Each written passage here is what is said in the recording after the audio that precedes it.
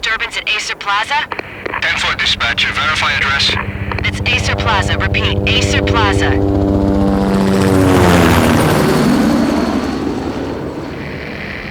Shots fired on the rooftop. An assault in progress at Acer Plaza. Repeat, an assault in progress.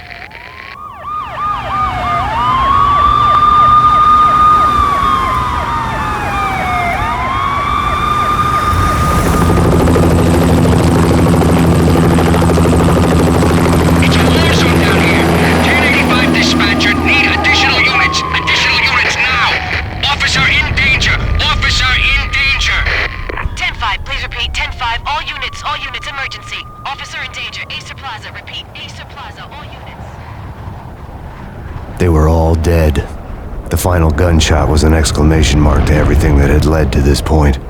I released my finger from the trigger, and then it was over. To make any kind of sense of it, I need to go back 3 years. Back to the night the Payne started.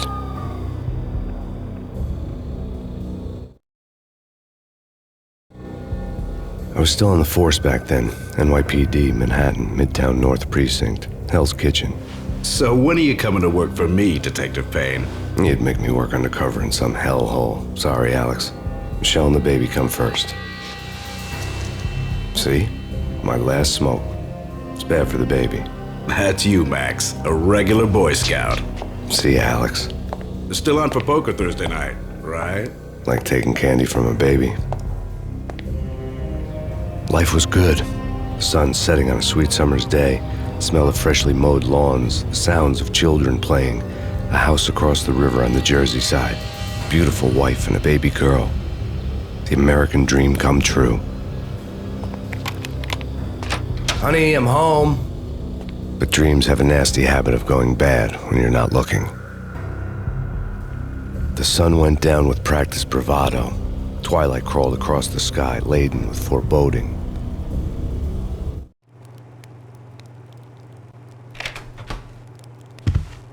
Michelle, honey, anybody home? I didn't like the way the show started. They'd give me the best seat in the house, front row center.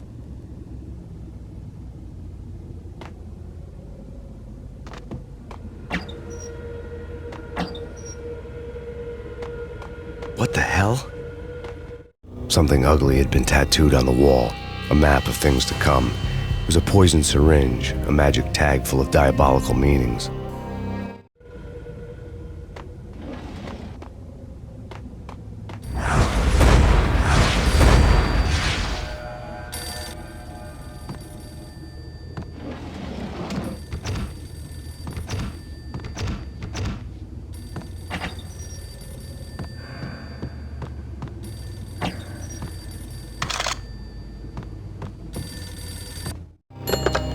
Listen, someone's broken into my house. Call 911. Is this the Payne residence? Yes, someone's broken into my house. They're still here. You have to... Good.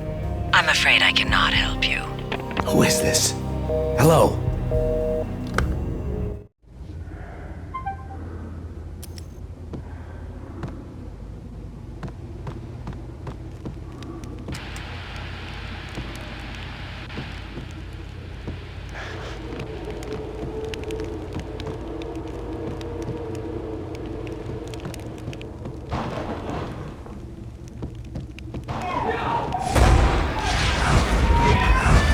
Michelle!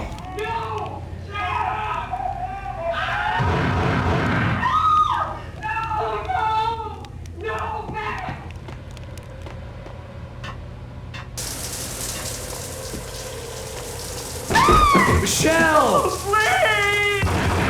It's coming. Freeze! NYPD, drop It's it! coming! You get it?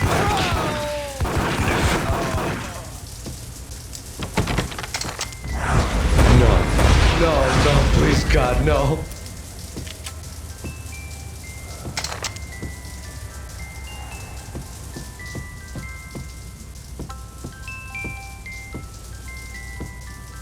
The flesh of fallen angels!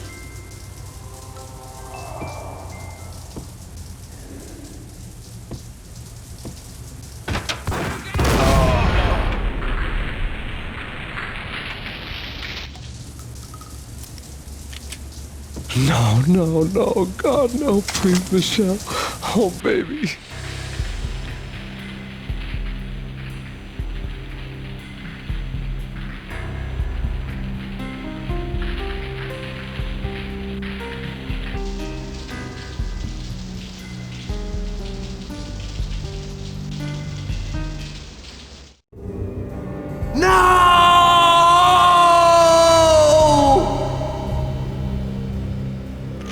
That was 3 years ago. Everything ripped apart in a New York minute. The killer junkies had been high on a previously unknown designer drug, Valkyr, V. After the funeral, I told Alex I'd be transferring to the DEA. It took us 3 long years to get a break in the Valkyr case. Then, finally, 2 months ago, a dime dropper tipped us off that Jack Lupino, a mob boss in the Punchinello crime family, was trafficking. I went undercover, infiltrated the worst mafia family in New York.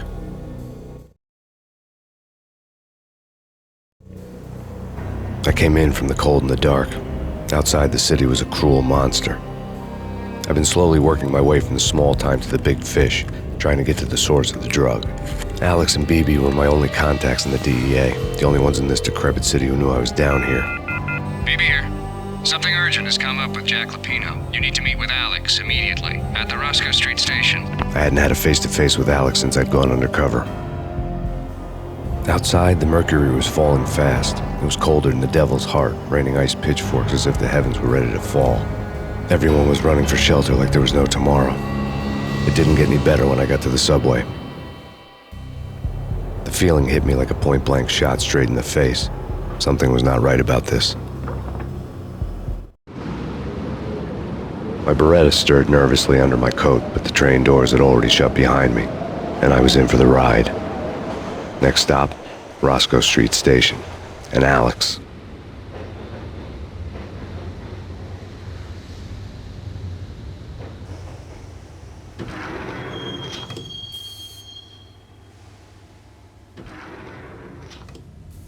The station was drenched in gloom. Alex was a ghost, nowhere to be seen.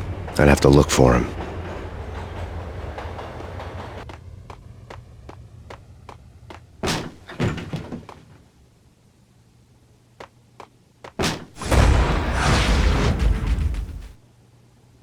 Death was in the air at Roscoe Street.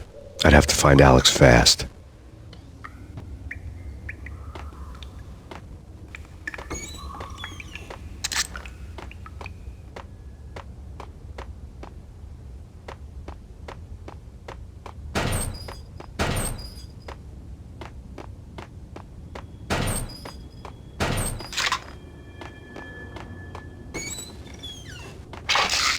The pills would ease the pain.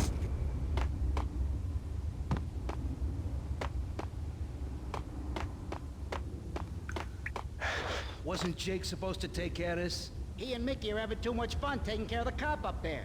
Hey,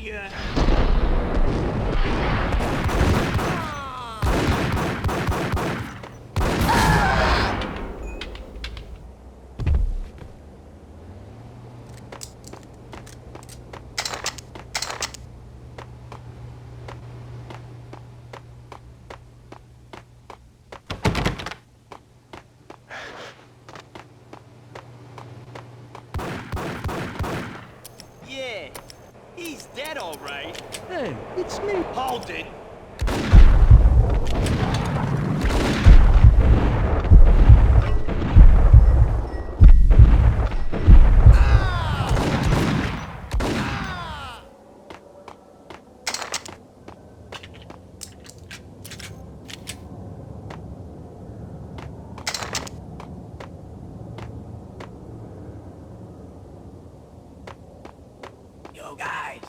Yo, guys. Hey, we're getting around. You hear? Hey!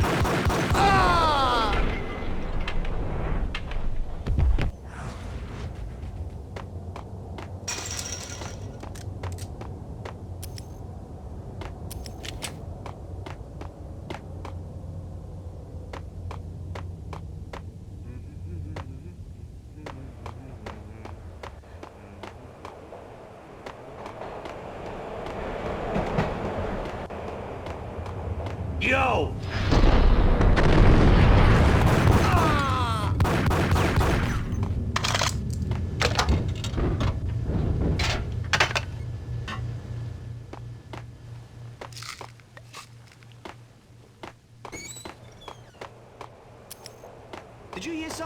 Nah, take it easy.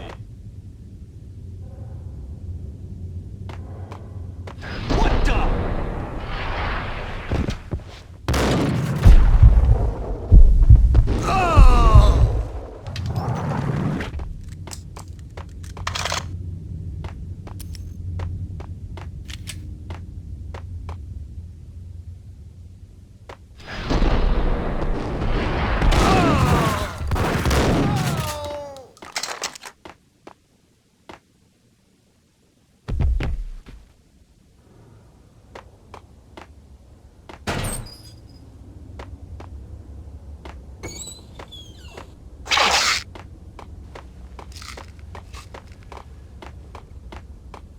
While looking for Alex, I had ended up in the middle of a big-time crime operation. Hitting Roscoe Bank ain't exactly keeping... Yo!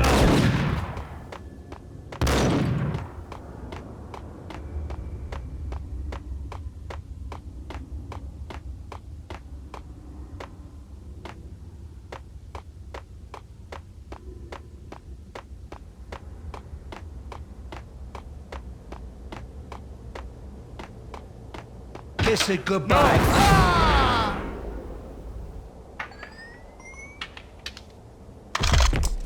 You saved me, man. What's going on here? A massacre.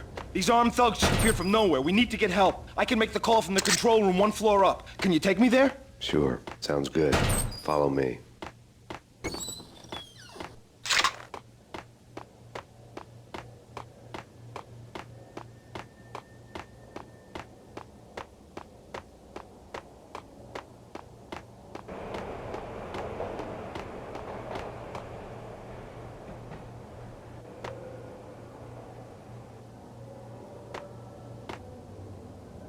Home free. This way. Hey! Look out!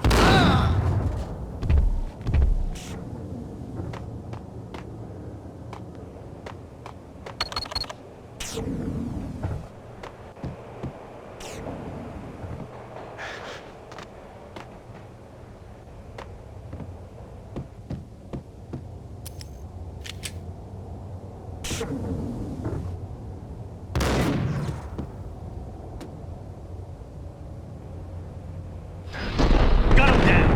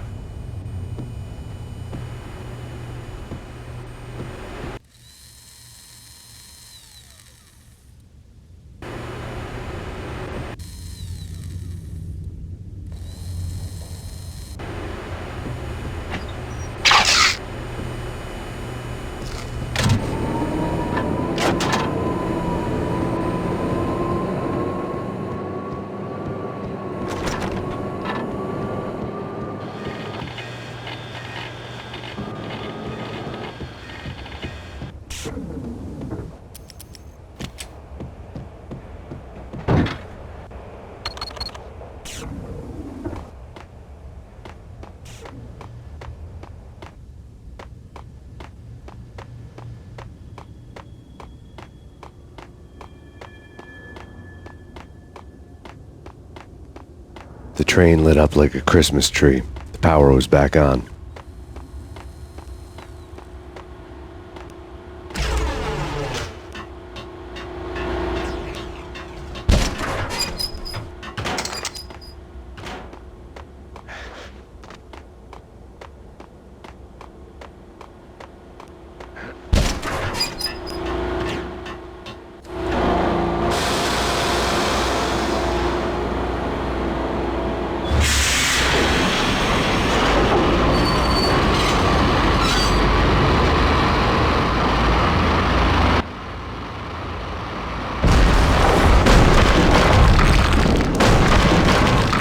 for being subtle.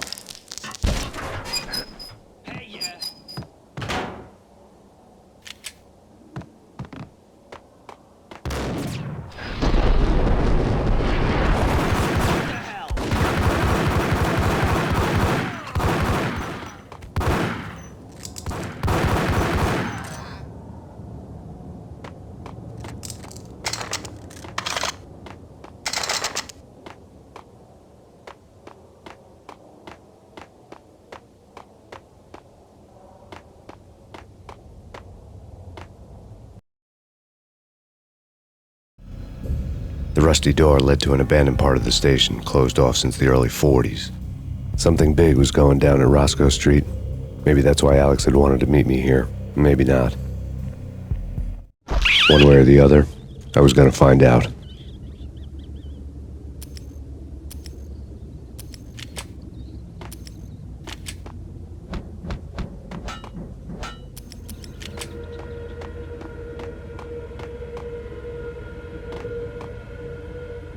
That's big.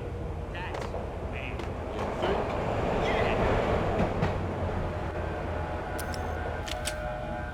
Payne!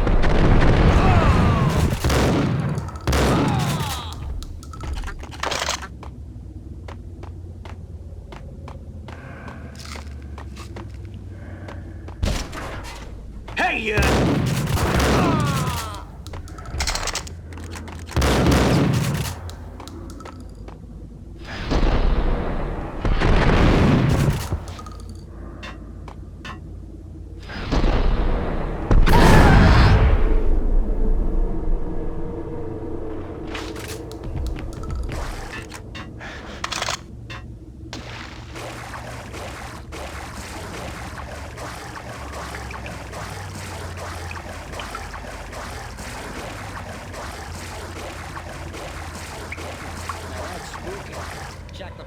Yeah, spooky. But also, it's like the failure count is rising. Yeah, I wouldn't joke about it if I was you. Yeah? The station's not secure.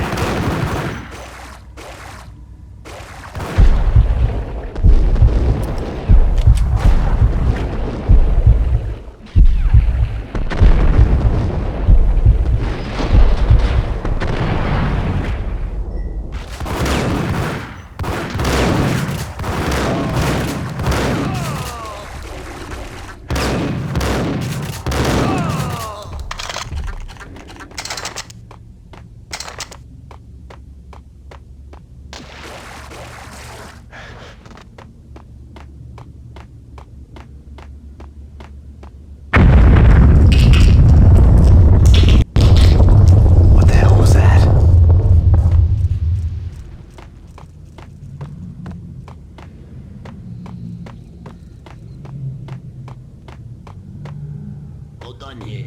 Give me the detonator. What are you there! Ice him!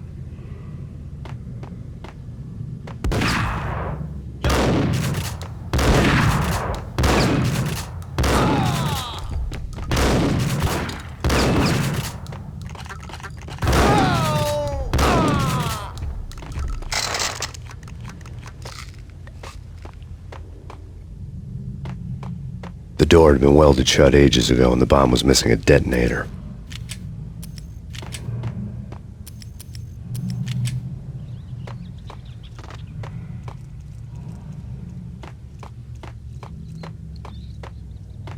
Okay, fellas. The police are on their way. New York's finest are gonna be here soon. So stick to the plan. We've got our own private exit route. In and out, do your thing. Wham bam, thank you, man.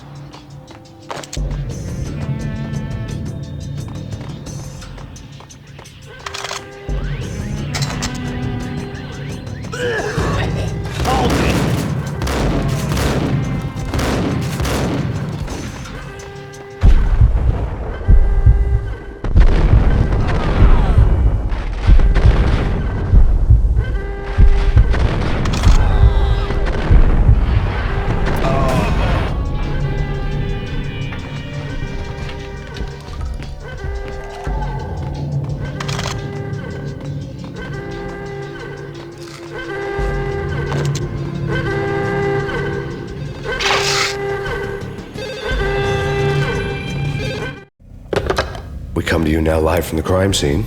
Who is this? Right back at you. This is Deputy Chief Jim Bravura from the NYPD. You are to cease your criminal activities and surrender immediately. Sure thing, Jim. Me and the boys have been talking and everyone's real sorry. They'll never do it again. Who the hell is this? Being placed at the scene of a bank robbery wouldn't have tipped the odds in my favor.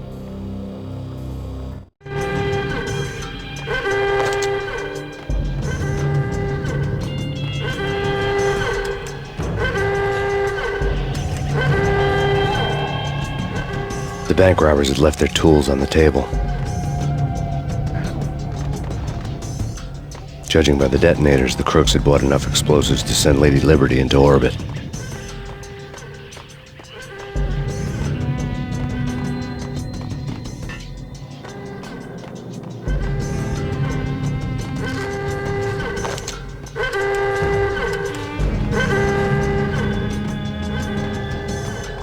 The bank robber's score lay on the table.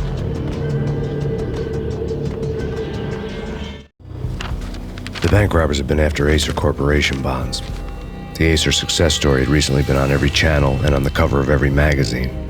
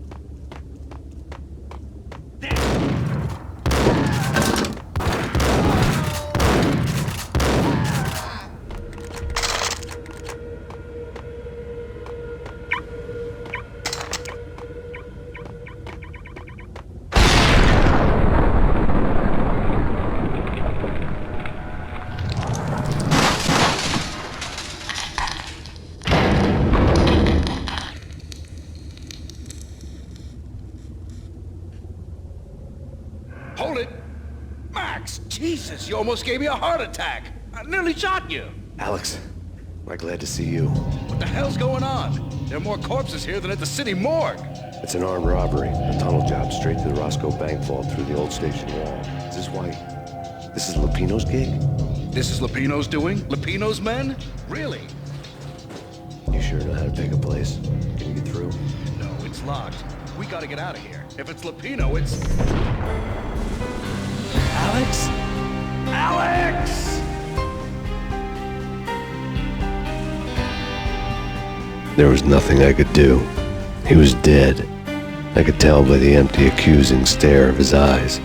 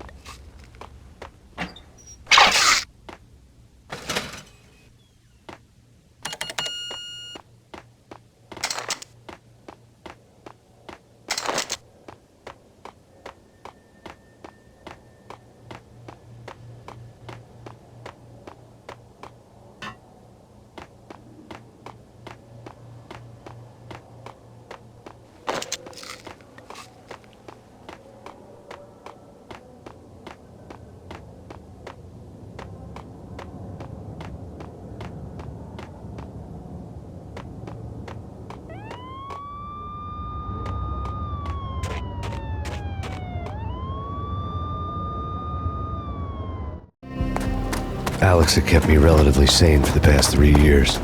Now I didn't know how I felt. Somehow he had stumbled upon something big and ended up stepping on Jack Lupino's toes.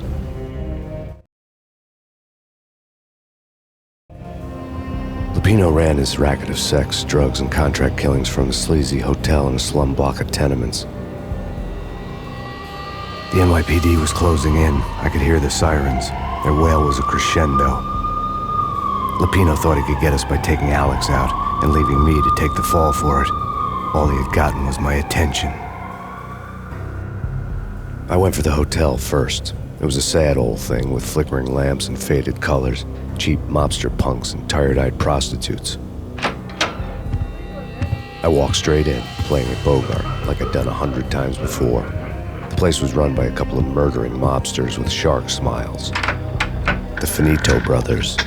Ladies and gentlemen, it's the pain in the butt. Pain to the max. You're killing me. Did you make that up yourselves, or you get some wino downstairs to come up with it? Don't answer that. A rhetorical question. I got something for the boss. Lupino around? That kind of depends on who's asking. A friend or a junk squad plan. Don't answer. It's one of them, how do you put it, rhetorical questions. Lupino ain't here, but he says bye.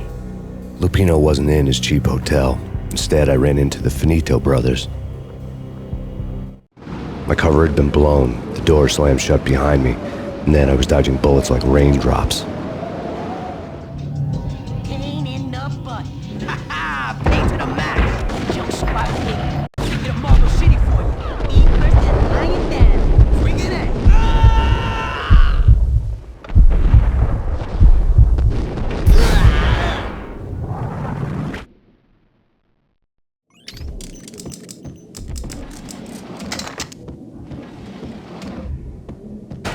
A letter on the desk caught my eye. Bosses, everything all right?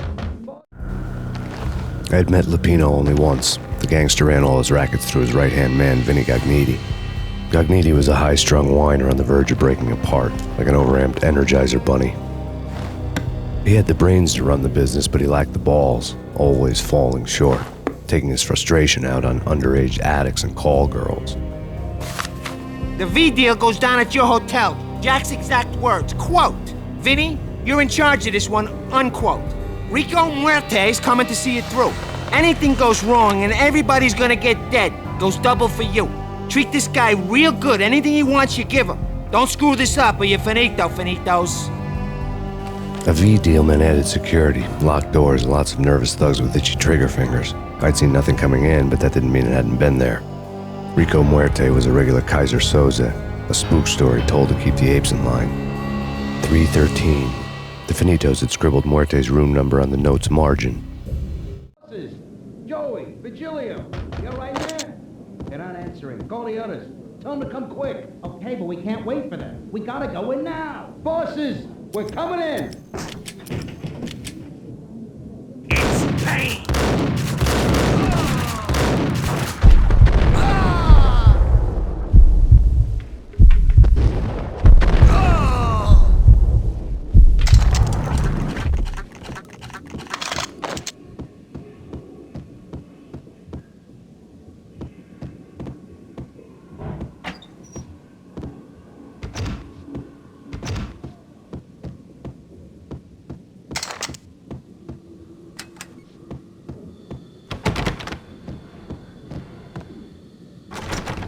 Getting out was not going to be easy. The staircase was locked and the elevator had been busted for a decade or more.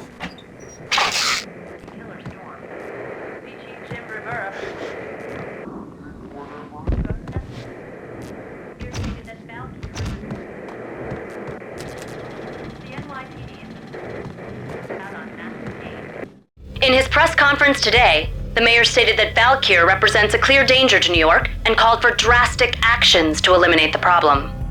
On today's top story, the Valkyr crisis worsens with the murder of DEA Special Agent Alex Balder. Special Agent Balder had been shot repeatedly from a point-blank range. The gunman has been identified as Max Payne. The noose is sure to tighten around this fugitive criminal as more NYPD units join the search to apprehend him. I had just gotten my 15 minutes of fame.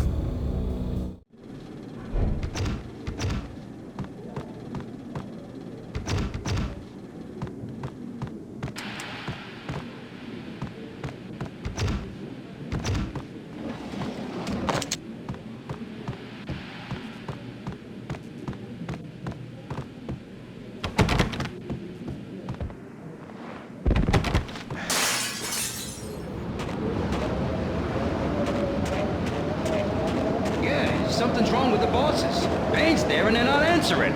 Let's go already. Hey!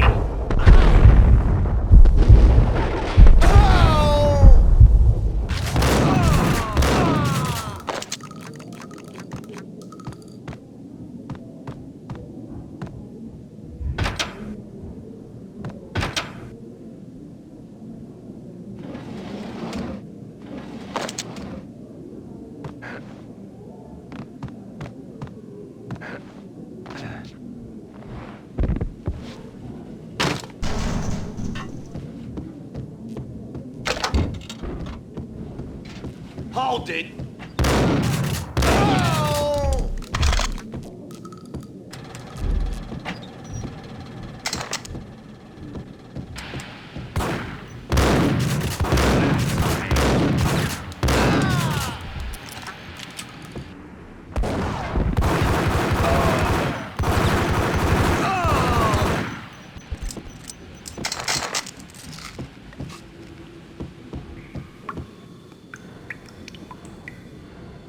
Previously on Lords and Ladies. Lady Amelia, Marquis Valentine asks for an audience. Thank you, Lawrence. My lady. My lord. And now, an all-new episode of Lords and Ladies, brought to you in part by Acer Corporation.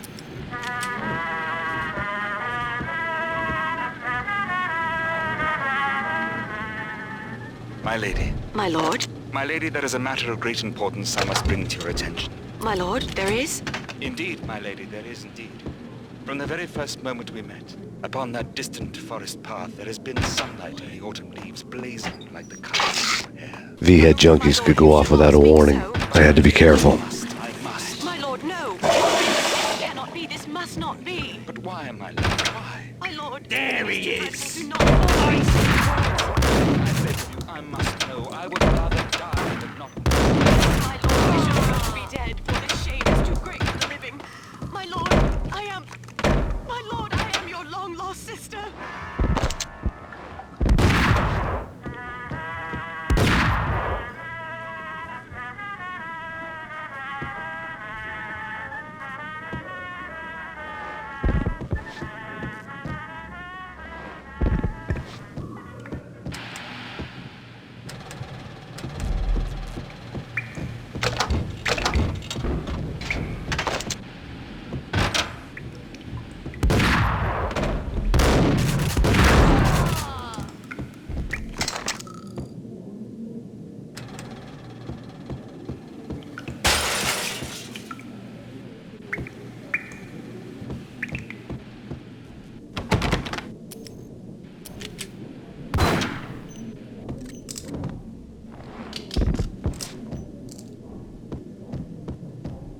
Piece of crap! Oh, careful, it might kick back.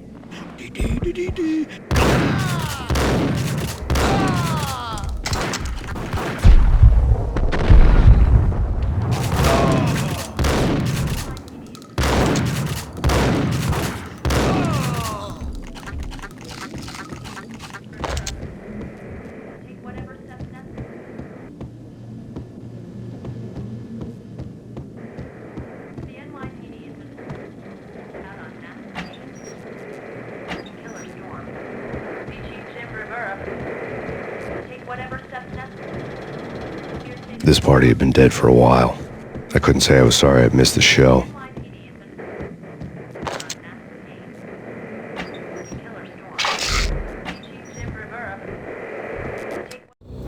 Tonight, the city's fight against the nightmare drug Valkyr took a turn for the worse as DEA Special Agent Alex Balder was found brutally slain at the Roscoe Street subway station.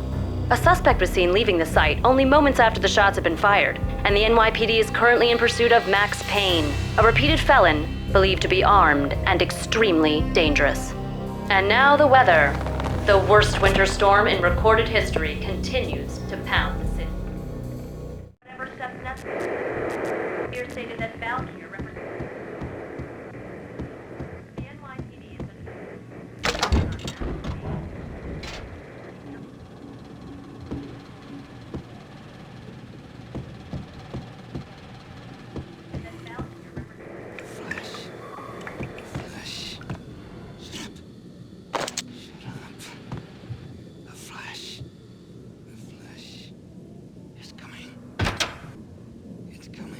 Slice him!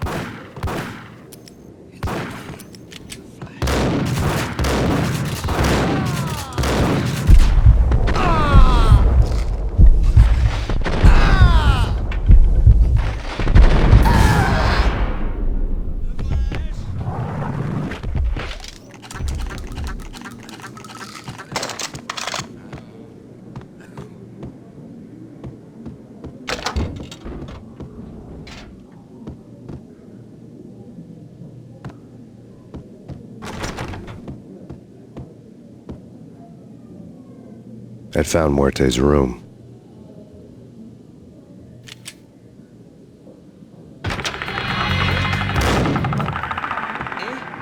Forget it.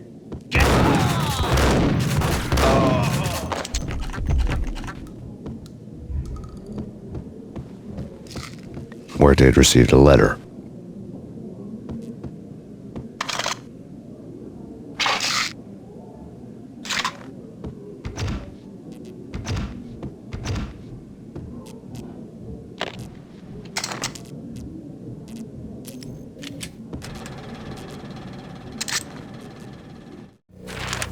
Our investigation had turned up nothing to link Angelo Punchinello, the head of the Punchinello family, to Valkyr.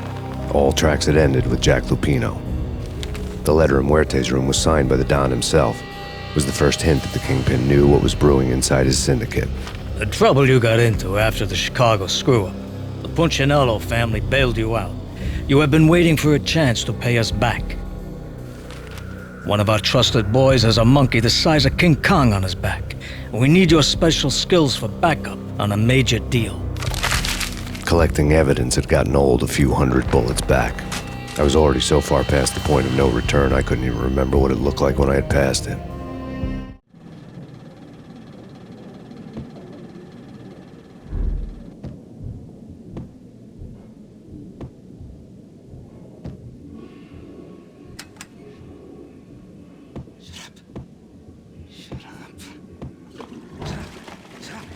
Damn! You're gonna die. You're gonna die.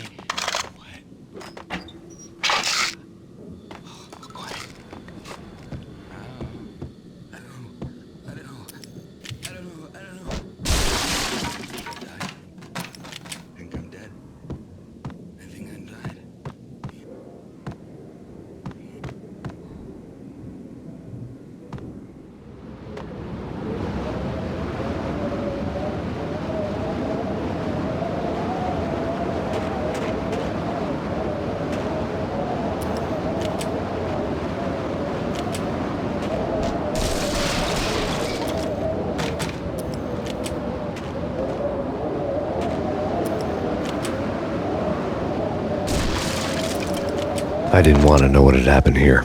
It was not a pretty sight.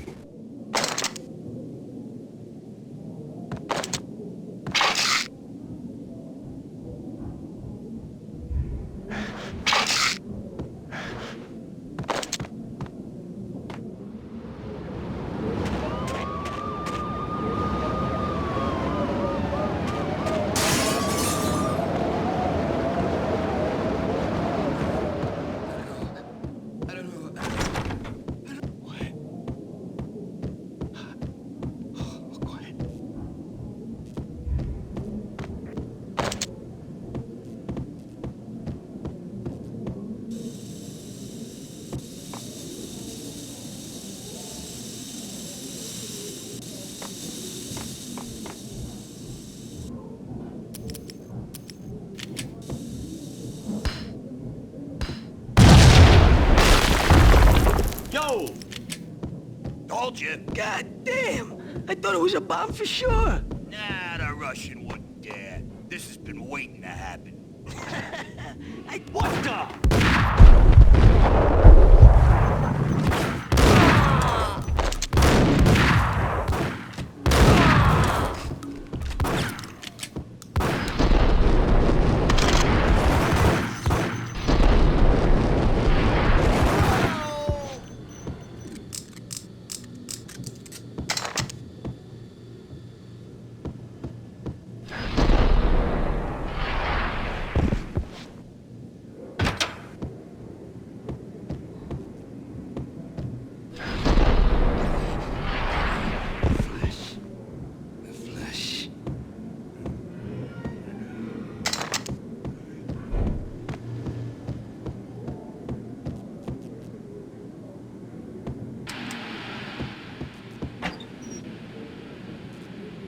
A hooker had left her diary on the table. The diary belonged to a hooker named Candy Dawn. The read would have made a vice cop blush. Had talks with the mystery hag over the phone again. Sent her the latest One-Eyed Alfred tape. As long as the hag keeps paying for the tapes, the old man could come every day for all I care. She had a nice sideline, making secret X-rated flicks of her clients and selling them to the highest bidder. It would get her killed if her V-fix for the day didn't do it first.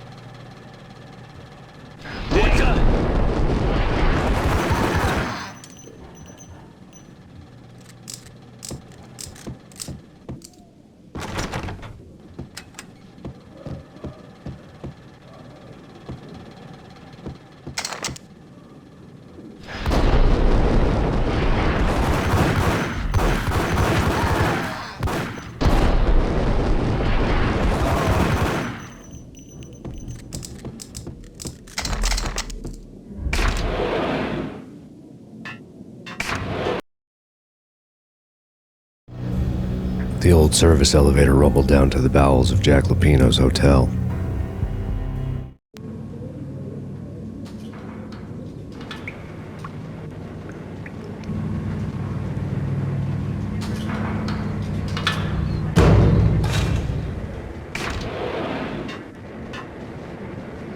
It was freaking crazy. Cops were doing a full-scale siege next door. More traffic than rush hour. I mean, bleeding bastards running back and forth, Ronnie and Jimbo to throw. And in the middle of all this, there we were. Whack!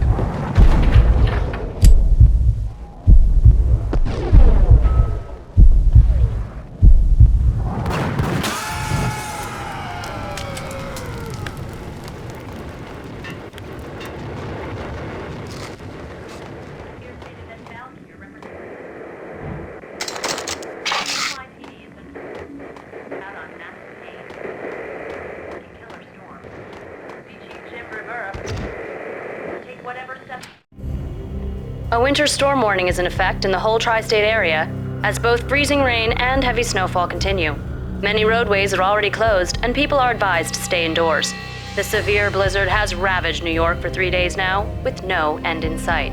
We'd been snowed from the start in the Valkyr case. The forecast said there was plenty more where that had come from. But the snowbound city was on my side. Less chance of innocent bystanders getting caught in the crossfire.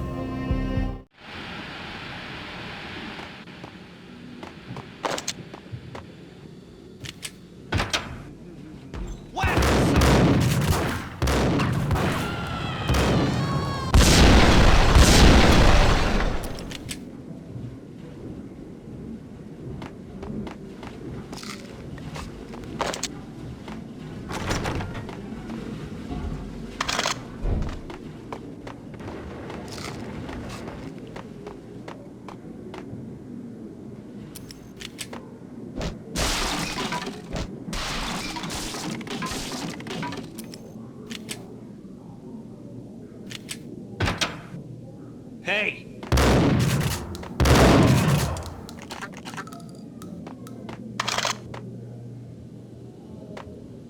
Exhibit number 1, a newspaper. A dead man tied to a chair lay on the boiler room floor. Captain Baseball Bat Boy has an unbeatable track record in superhero death matches. But a 6-pack of root beer gets me every time. The murder weapon was a baseball bat, now lying in a pool of drying blood next to a newspaper folded open on a Captain Baseball Bat Boy comic strip.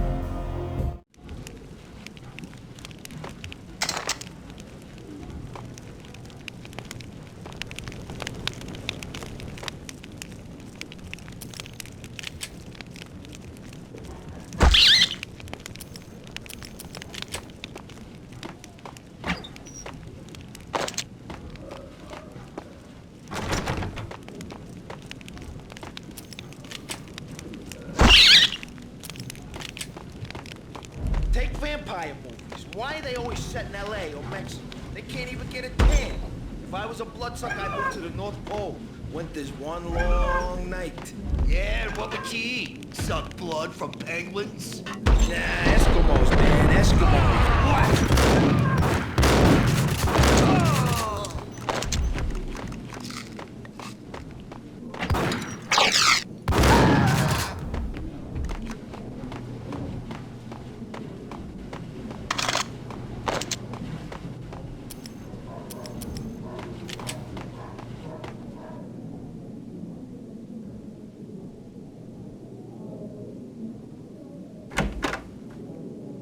Chill with the guns. Trust me, you don't want to piss Muerte off. Gentlemen, let's do business. Green for green. Cheers at green-eyed angels. Amen.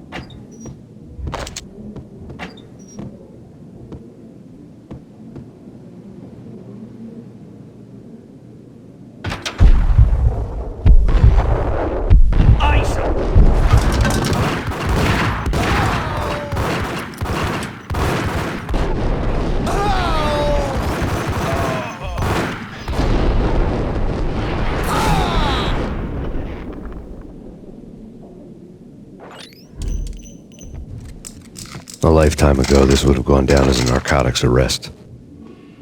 It was dirty money. The transparent cylinders glowed green, full of Valkyr.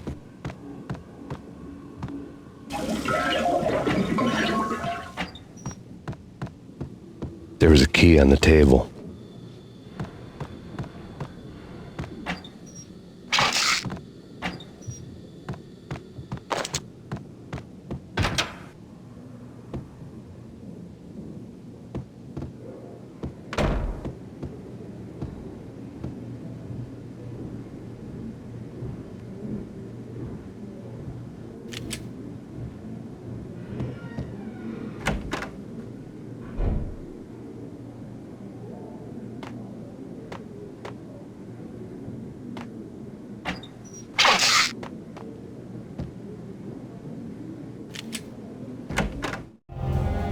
Two mad dog killers, ready to murder each other.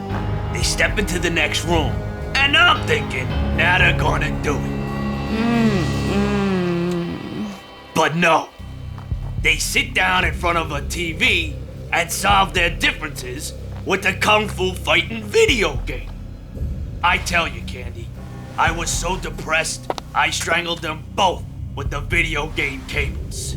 Oh, Rico, you're so bad. I am, ain't I?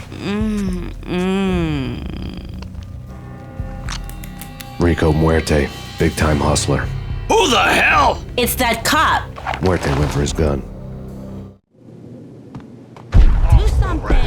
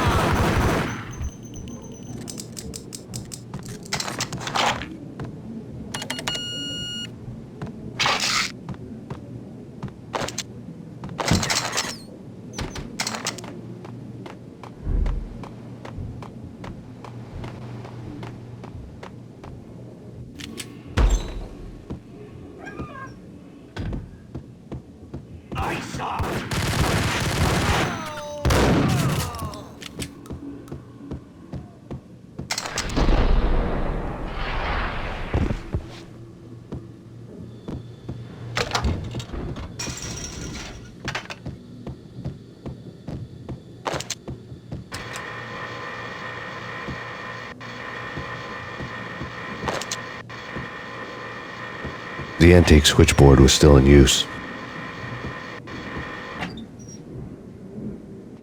There was an old telephone switchboard in the back room of the reception area, the kind that made phone tapping child's play. It wasn't hard to picture a fat pimp sweating with headphones on, listening to his hookers talk dirty and fake orgasms over a web of party lines, the blood veins of New York. Right now, there was a different set of moans and groans going on. Boss, Corneli, this Max Payne. He came, started capping us. He killed Are you freaking kidding me? He's just one lousy cop. You better be freaking kidding me. Whack him. What's the freaking problem? Hello? Answer me. Hello? The word was out. A deadly virus released into the city's corrupt circulatory system. Something wicked this way comes. Max Payne at large.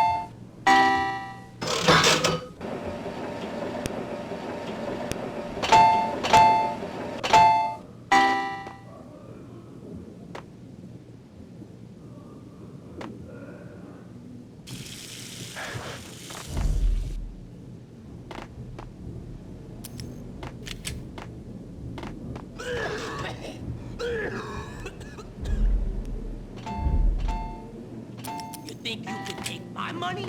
You know who? What the hell?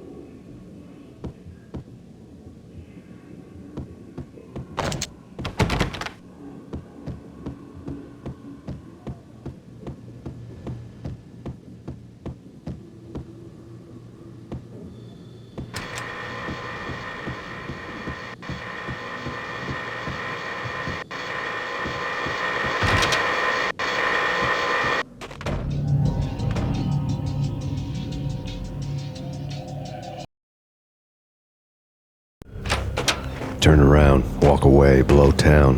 That would have been the smart thing to do. Guess I wasn't that smart. Lupino's tenement buildings were a seedy hangout for all kinds of sleaze. A liquor store, a pawn shop, a laundromat full of mobster bookies and loan sharks. The list went on. The how and why of it was a mystery to me, but they knew I was a cop. They knew I was coming, and they were going to get real trigger-happy about it. I got to see Lupino's hangout all lit up. A bomb went off, turning snow into liquid gold. A pillar of fire lifted the remains of a car straight up into the air. The flames were highlighted on the hood of a black Mercedes-Benz as it coasted down the street real slow, as if the driver didn't have a worry in the world. I got a good look at the man riding shotgun. It was Vladimir, the head of the local Russian mob, the fly in Don Punchinello's soup. The ringing in my ears was the sound of a mob war being waged.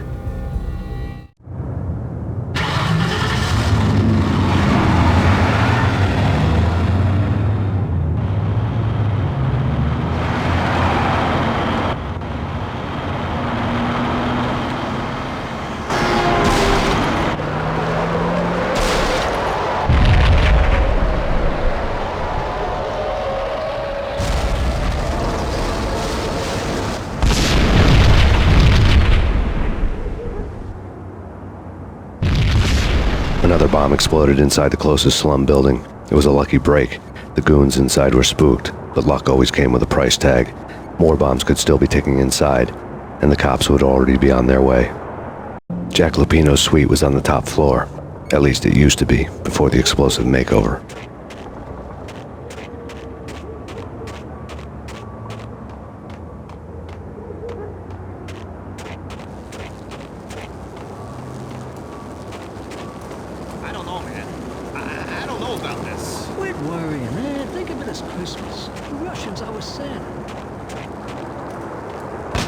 Hold it!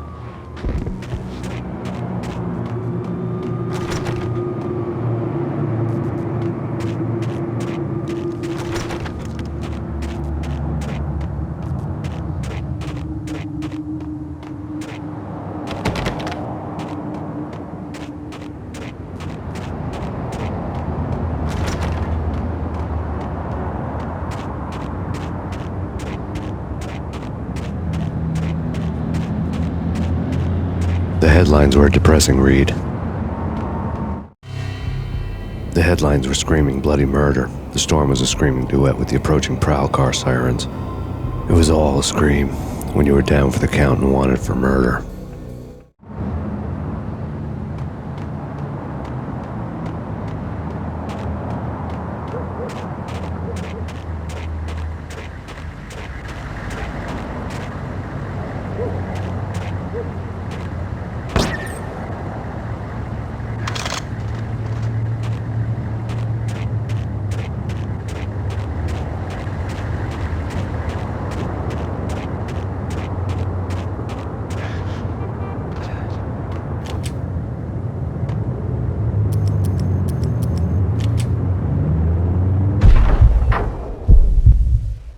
Hold it!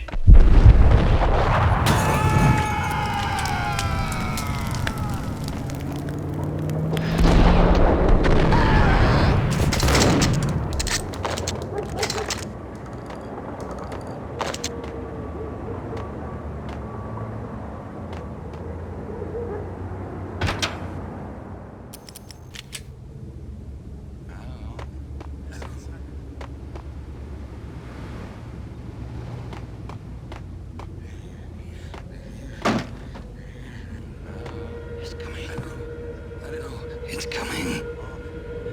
It's coming.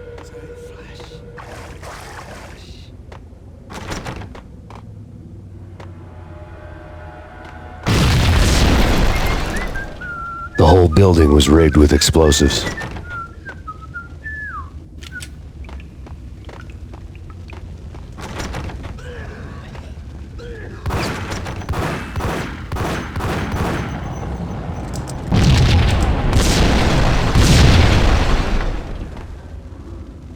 Hey!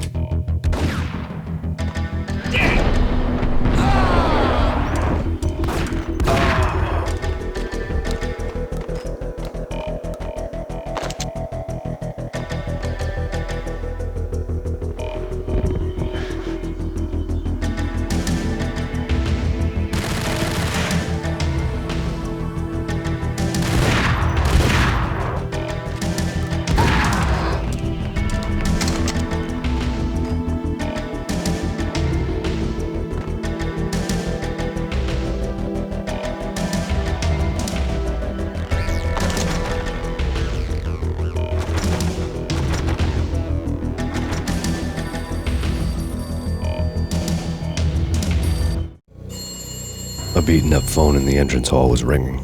It could have been just a junkie in need of a fix, but it turned out to be something more sinister than that. Am I speaking to Mr. Payne? Who wants to know? My name is Alfred Wooden. You must hurry. The police are on their way. Tell me something I don't know. They know you're there. How? And what's it to you? I will contact you again. The cops arrived, sirens singing in the off-key harmony of a manic-depressive choir. I had a few minutes while the SWAT team would go through their usual routine. By the time they busted in, I needed to be long gone. Max Payne, this is Deputy Chief Jim Bravura from the NYPD. Drop your weapons and come out with your hands above your head. True.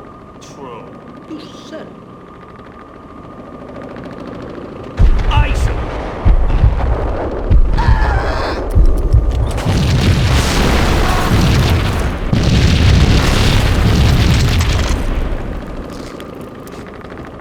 Without a key, I'd never get past this door.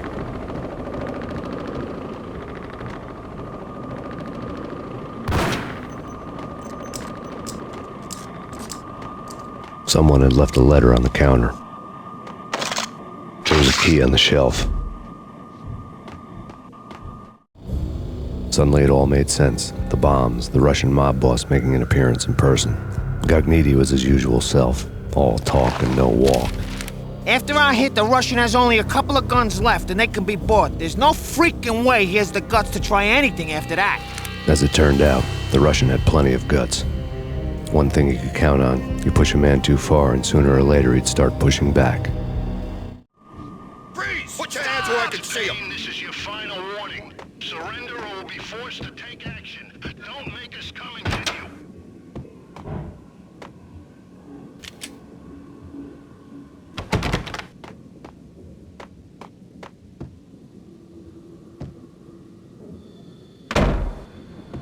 Hey, it's...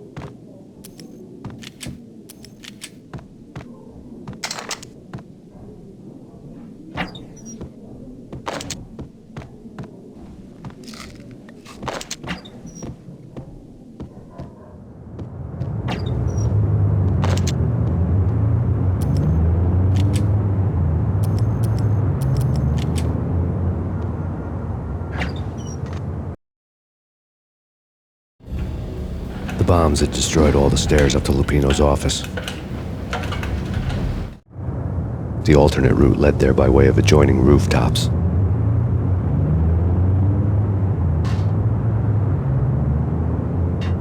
It's never been this cold. Never ever. It's like the sky's falling. Yes, sir. It's the end of the world as we know it. And I don't feel fine. I don't feel anything. Not a thing. I'm freezing my butt off.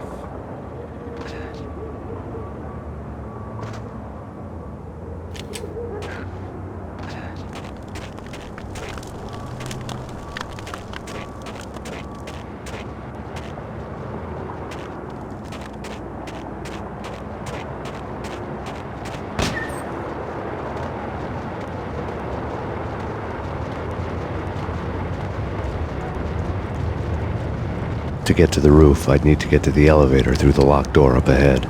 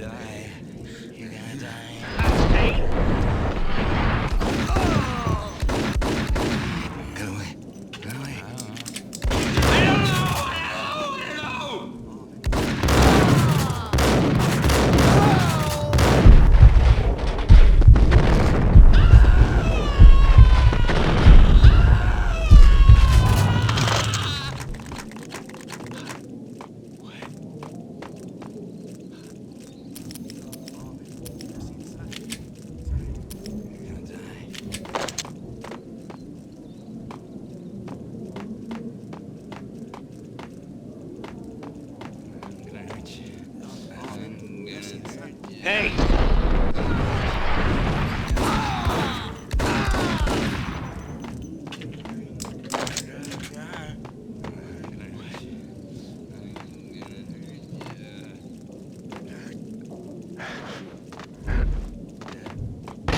No, don't shoot. I ain't. You know the clowns at the laundry? Me? No. You're no good to me then. What? No, the laundry, yeah. I know him, yeah. Get me in there. Okay.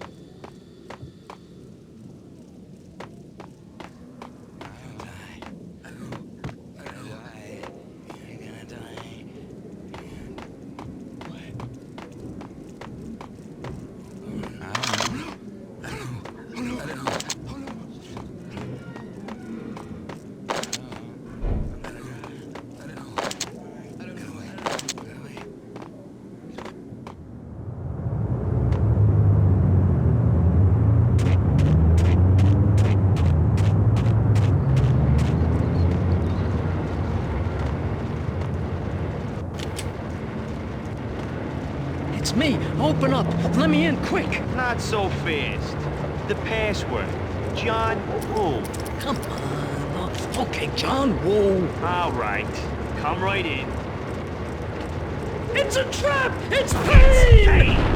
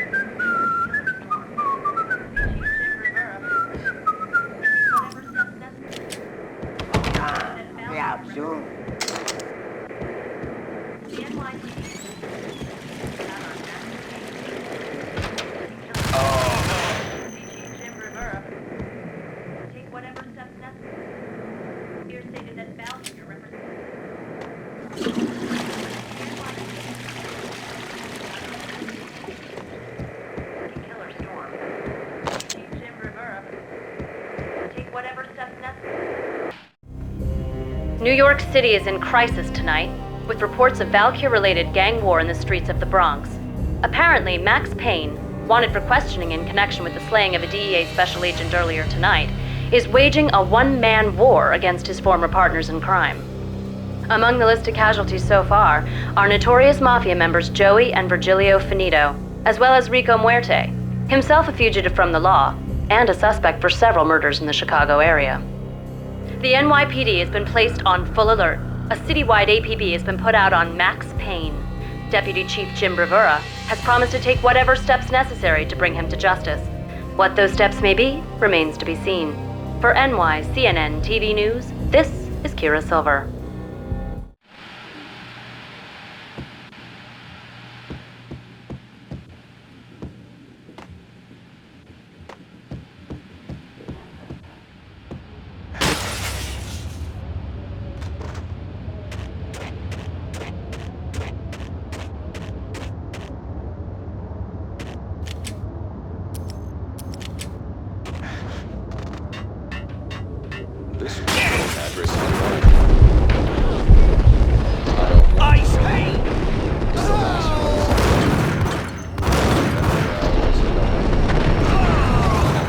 It's not Flamingo, but someone who looks the part down to the finest detail, except that he's evil.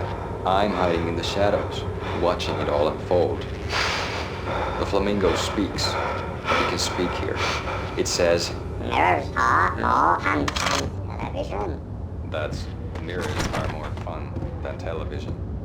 Somehow I know this, just don't ask me how. And not me, but my double.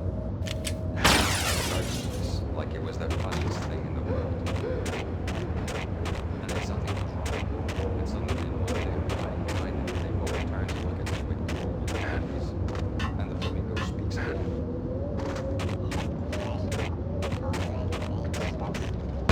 I have no idea what that...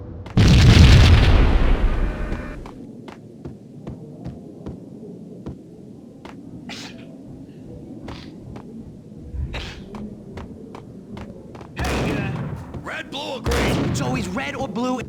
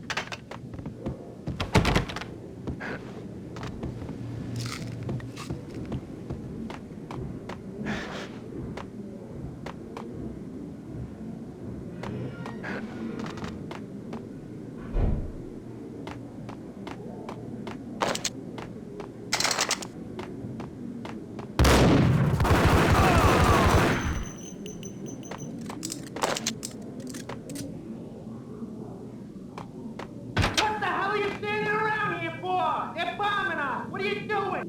You're doing nothing! What are you doing? This is war! Freaking war!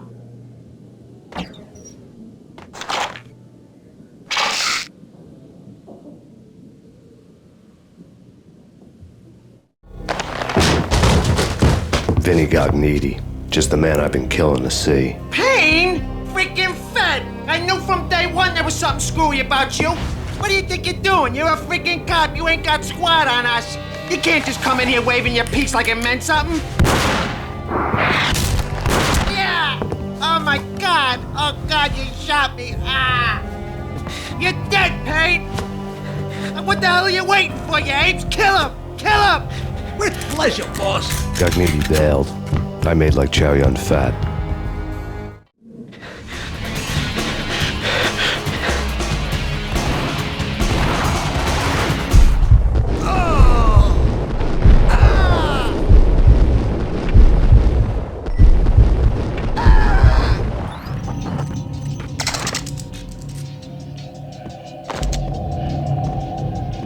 crumpled letter lay on Gagniti's desk. The letter was addressed to Don Punchinello, but Vinny had never had the nerve to finish it. Jack's gone voodoo. Just the other night, he shot Dino because he wanted to see what his brains looked like splattered on the wall. He's a freaking mad dog. We're running out of men and business fast. Gagniti had been living in mortal fear of his boss. Jack Lupino was a psycho.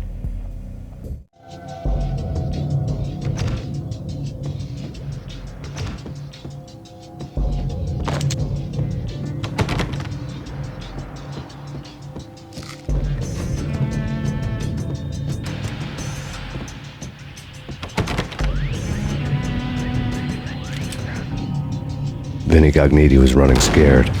He could run, but with a bullet in his stomach like a broken bottle of Tabasco, he was quickly running out of time. He knew where his boss was, and I wanted to square things up with Jack Lupino. Gagniti would be moving fast. I don't know about angels, but it's fear that gives men wings.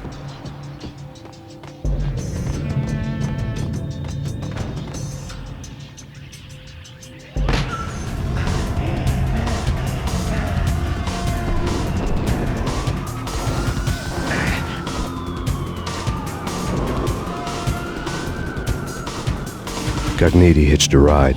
To catch him, I'd have to follow his lead.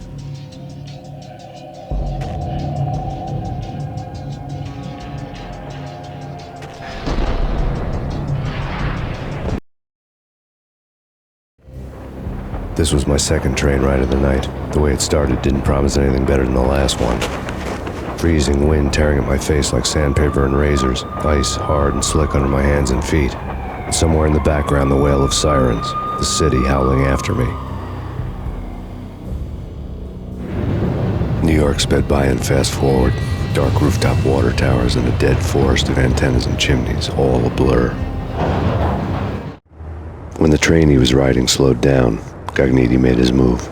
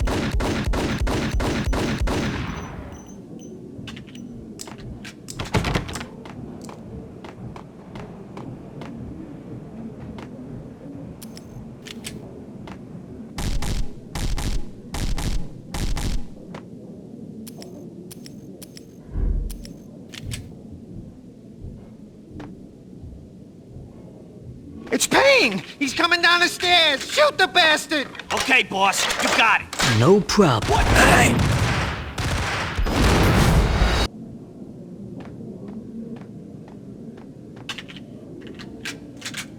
It's Payne! He's coming down the stairs! Shoot the bastard! Okay, boss, you got it. No problem. Hey!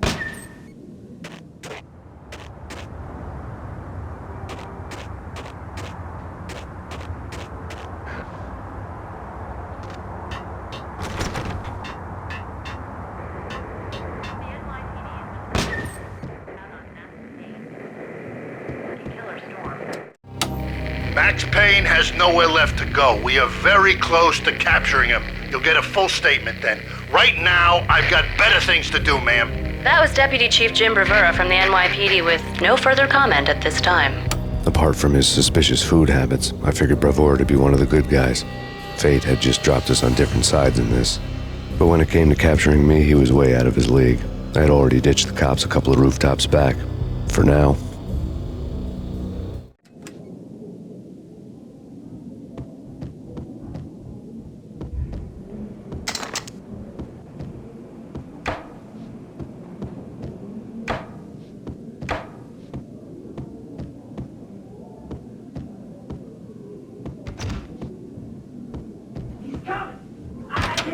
Ready?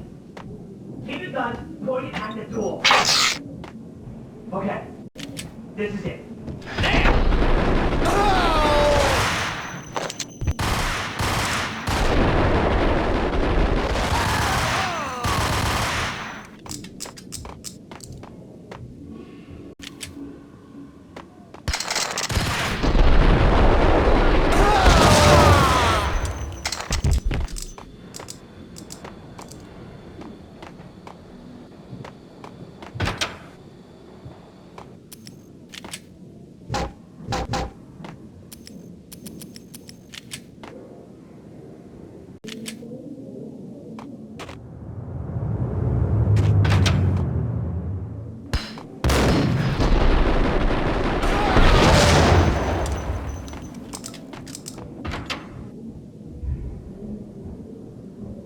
Open, goddammit! Payne! I'll kill you, you lousy freaking cop!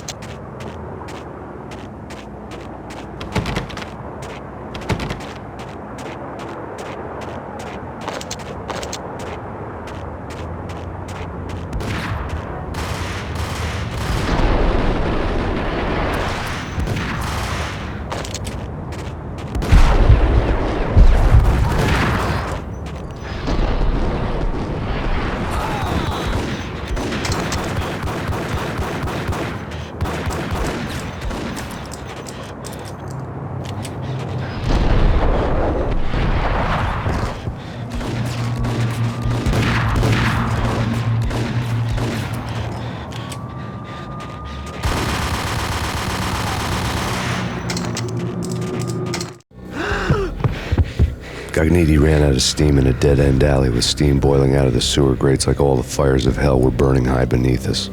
It was shakedown time. Where's Lupino? Screw you! Bad start, Vinny. Police brutality! I rate pretty high on that. You can't just hurt me in cold blood? Just keep telling yourself that. Listen good, Candyman. I'm not gonna be anybody's fall guy. I wanna know where your boss is hiding. There was no glory in this. I hadn't asked for this crap. Trouble had come to me in big dark swarms. The good and the just were like gold dust in the city. I had no illusions. I was not one of them. I was no hero. Just me and the gun and the crook. My options had decreased to a singular course. I'll tell you, just don't hurt me no more. Lupino's at Ragnarok, the nightclub. Book me, take me, hold me to the freaking jail, just don't hurt me. Your rights will be ready at your funeral. Ragnarok was Lupino's private nightclub, a den of drugs built into an old theater. I knew what waited inside. V-head junkies ready to explode in random acts of senseless violence, and Lupino's goon squad, The worst stone-cold killers this side of hell. Ragnarok was as inviting as a headache, flickering and flashing to a machine gun beat. The belly of a nightclub was a gothic theme park that began with bondage games and led to the nasty stuff from there. As subtle with its dark message as a cop killer bullet through the heart. Like father, like son, just like Jack Lupino.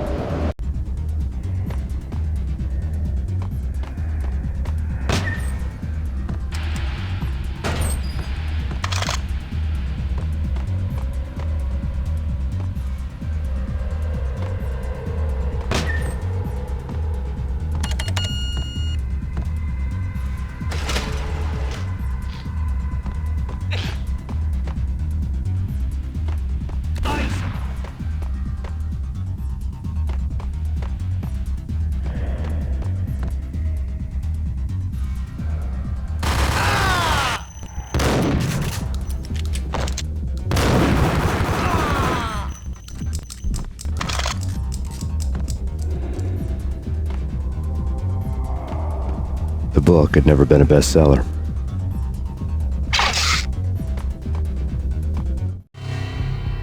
Given the setting, I was surprised to find that somebody had been passing time reading. The paperback was entitled, The Age of Murder and Storm. The blurb on the back mentioned Norse mythos and Ragnarok, the end of a Viking world with a terrible winter that covered the earth in ice, when vile crimes were rampant and all humanity lost.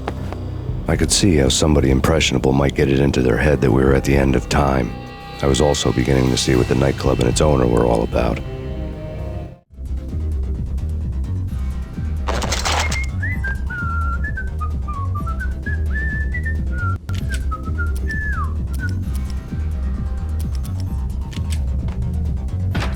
There we go!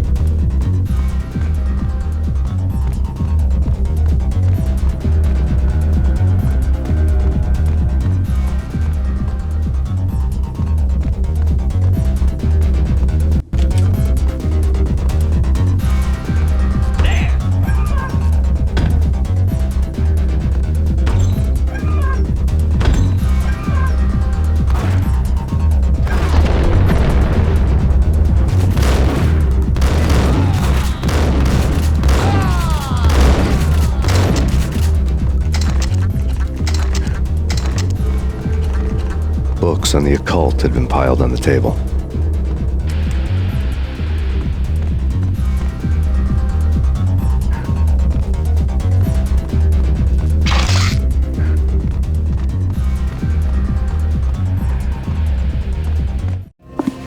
The room was stacked with light reading, such as Necronomicon, Witchcraft, and Paradise Lost.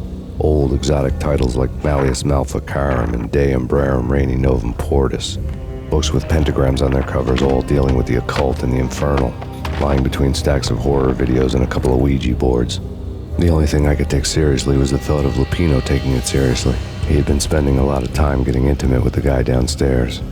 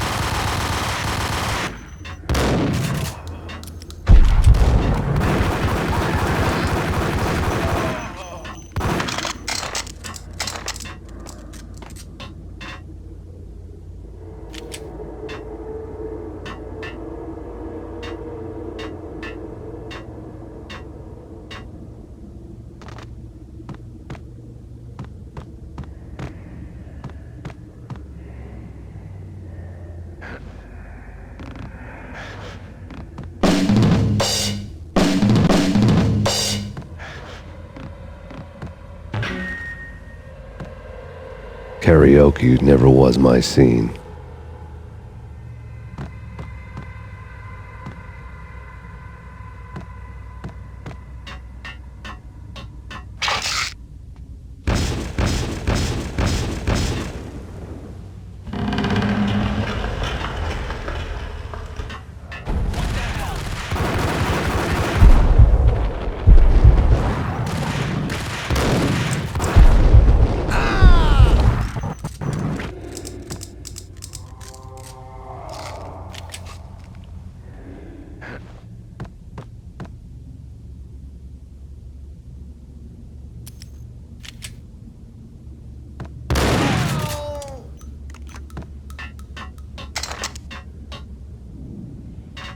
Yo!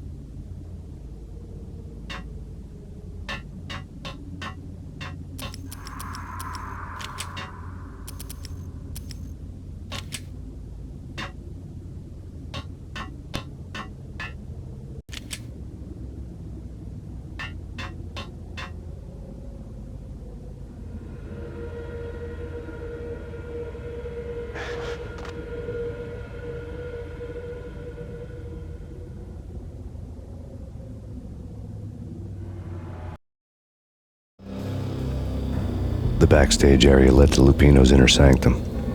The hot air inside was like an invisible wall, thick with incense and something else, a sickly sweet smell that made you gag. This was the rotten core of the Big Apple. Lupino lurked somewhere ahead, like a spider at the center of his web, waiting. The vapors in the air started to make my head swim. Torn pieces of a letter lay scattered on the sofa. Punchinello had threatened Lupino in writing. The note had been torn to pieces, bloody fingerprints all over them. Don't want you to think that one of my boys is not playing with a full deck. Shape up, Jack. We are running a business here. I'd hate to send the trio to strong-arm you. The trio were the Don's notorious henchmen. It was obvious that Lupino hadn't been intimidated by the threat. Lupino's notes covered the table. Jack Lupino was crazy, all right. The table was scattered with notes of demented arcane nonsense written in rusty blood, a mishmash list of demons, devils, and dark gods evoked. Beelzebub, Asmodeus, Baphomet, Lucifer, Loki, Cthulhu, Lilith, Hela, blood given to you all. He was after that old Faustian deal, your soul for power and fortune. Just sign on the dotted line with your blood. Lupino's notebook lay on the pedestal. Jack Lupino was crazy, all right. Mythic wolves, let loose to devour the sun and the moon. Lupino is the wolf. I'm Mr. Beast, the big bad Fenris wolf. I'm the end of the world man, wearing the flesh of fallen angels. After Y2K, the end of the world had become a cliche. But who was I to talk? A brooding underdog avenger alone against an empire of evil, out to right a grave injustice. Everything was subjective. There were only personal apocalypses. Nothing is a cliche when it's happening to you.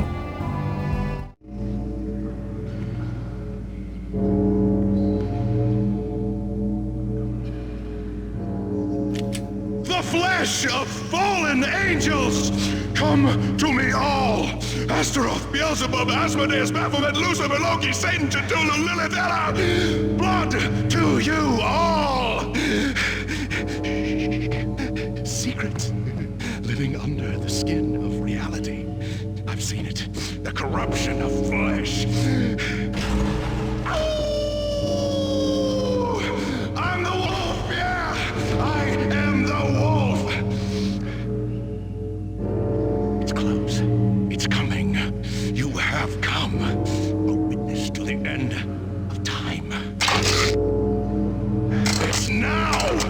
I will rise to her side! I don't need the words! I'm beyond the words!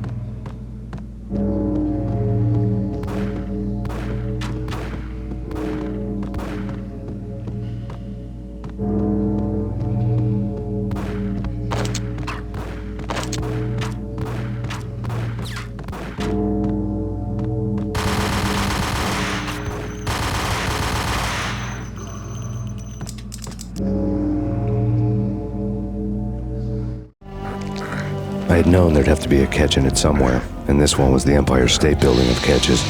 Lupino was pumped up and dying to go 15 rounds with a mutant alligator. And then he started this spooky monkey talk, straight from a bad dream. Mine. I have tasted the flesh of fallen angels. I've tasted the devil's green blood. It runs in my veins. I've seen beyond a world of skin, the architecture of blood and bow and arrow. Death is coming! She is coming, and hell follows with her. This is the twilight winter. I am ready to be her son. Her time is now, and all who stand in her way must die!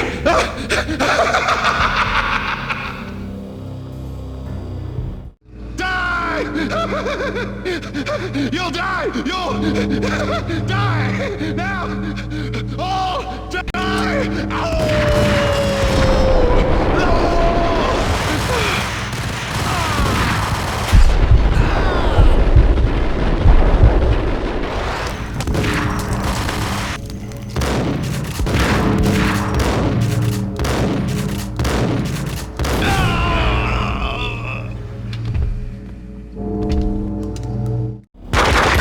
Lupino finally went down.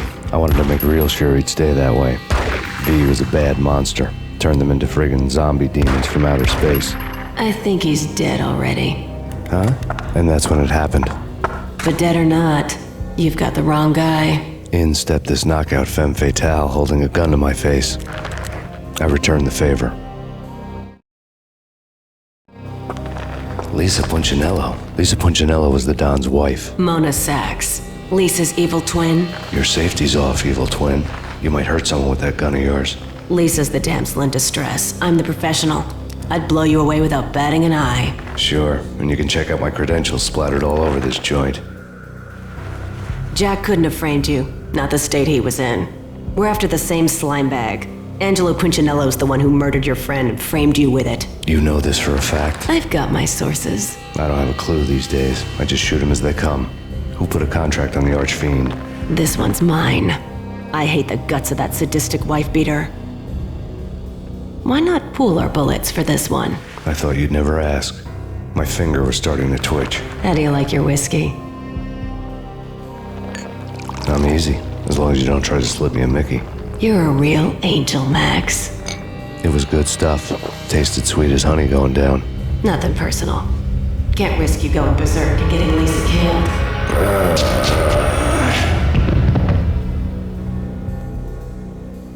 The nightmare was always the same. Violent shapes moving in darkness, old and ugly. The killer's mad laughter was a riddle filled with wicked innuendo.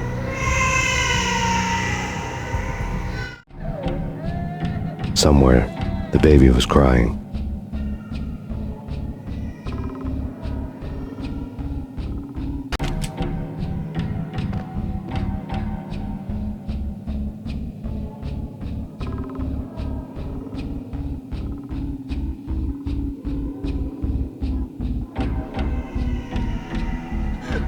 Max, no, please, Max.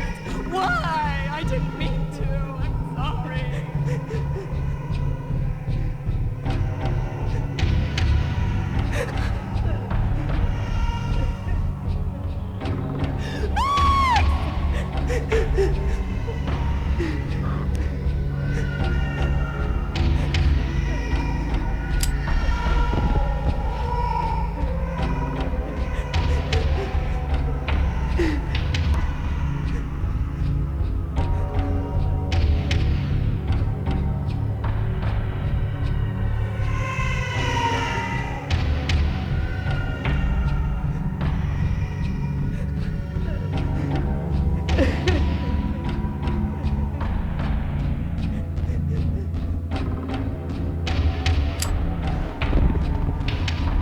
Should have known it when we found you snoring next to Lupino's corpse.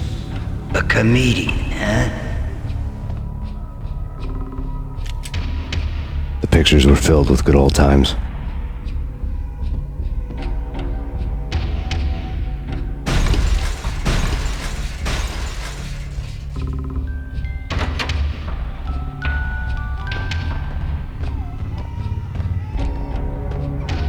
I really love to watch cartoons. Captain Baseball Bat Boy's my favorite.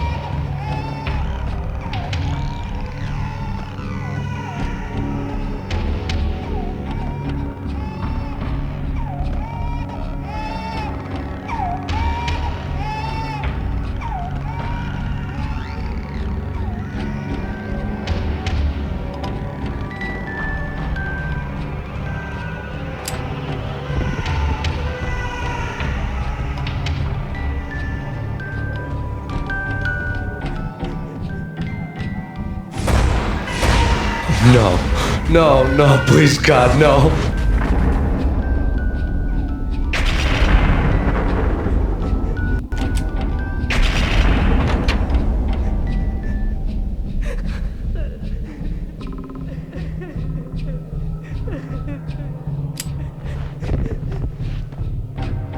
Slice them, dice them, shoot them full of holes, blow them to bits, vaporize them, disintegrate them. No matter what you do, they'll still be back, good as new.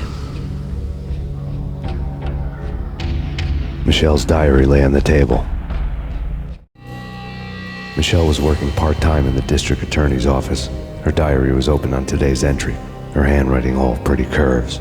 An army dossier found its way to my desk yesterday. Valhalla? Isn't that a Norse myth? Something about Vikings? I tried to tell Max about it, but he was busy, that cute frown on his brow.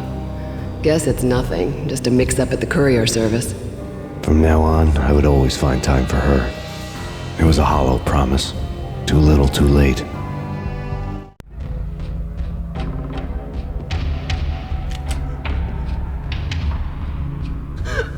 Max, no, please, Max. Why? I didn't mean to. I'm sorry.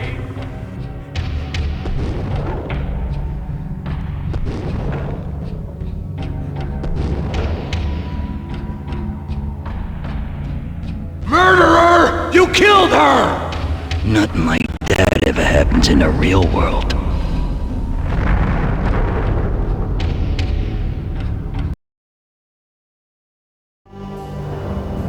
I woke up in a bad dream. My head felt 2 sizes too small for my brain. Max Payne. I envy your name.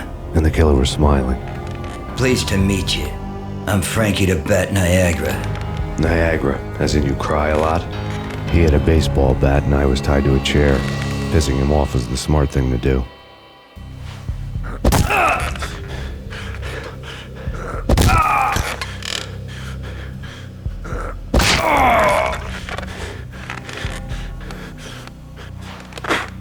Nothing wrong with a little laugh now and then.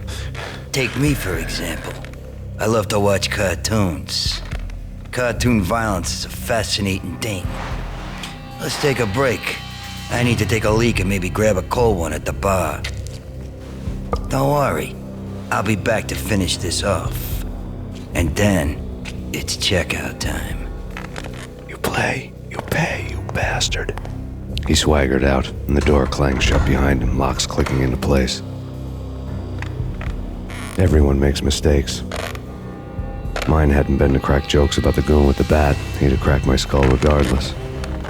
It hadn't even been to trust a girl with a gun. I had blindly gone after the first bad guy on my hit list when I should have been aiming further up the ladder, at the head of the Punchinello family.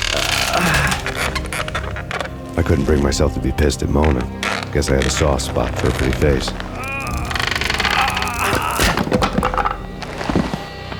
But when somebody decides to play baseball with your head, you tend to get sore. They had dragged me back to the basement of Lupino's hotel. I was beaten, bruised, and blue. I felt like the chair I had broken to get free.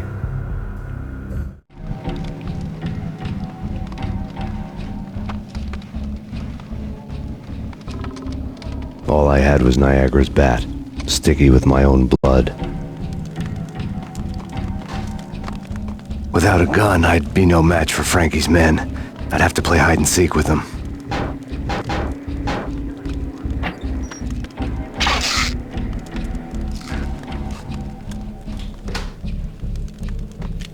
It's Frankie's turn. We'll take care of it.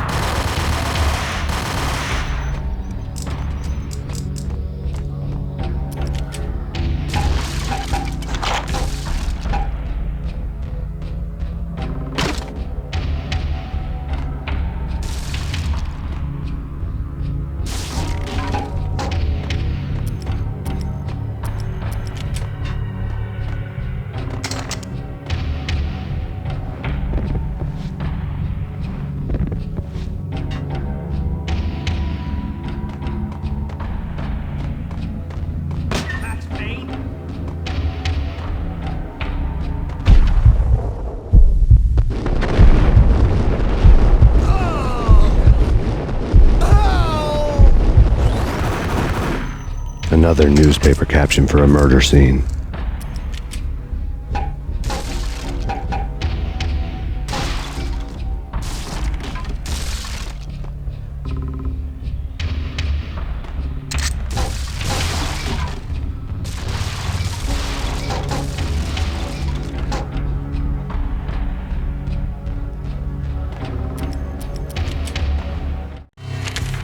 Frankie had left his calling card, a Captain Baseball bat boy strip, next to a sewer passage filled with bodies.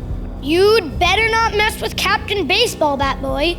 Even my archenemy, Bicycle Helmet Girl, swoons at the sight of me. Aha! There were enough corpses to put a mass murderer to shame.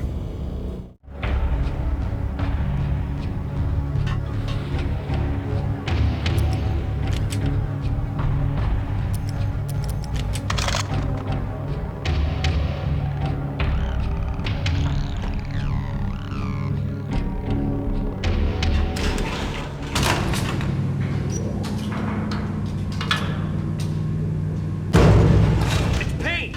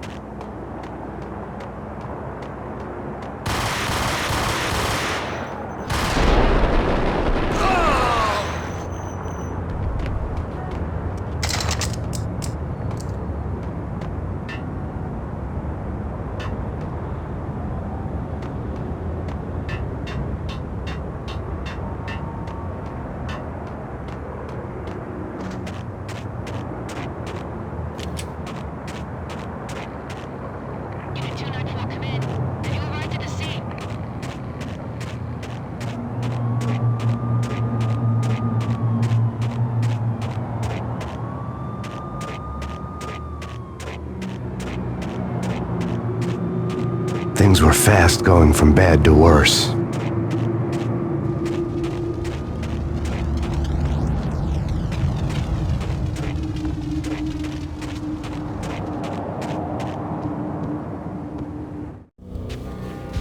The men in blue had come and gone. They had decorated the place with chalk outlines and tied it together with yellow tape. The cops who had stayed behind were dead. Frankie, his boys, and I had the place all for ourselves.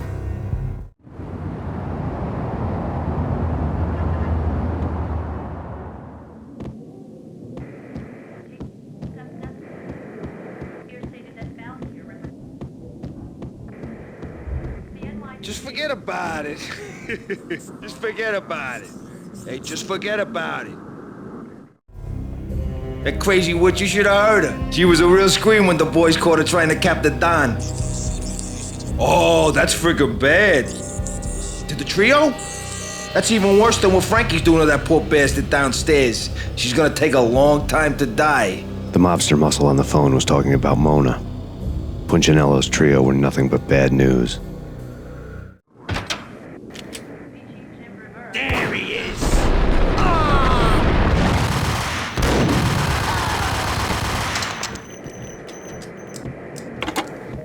More evidence that Punchinello didn't like me much.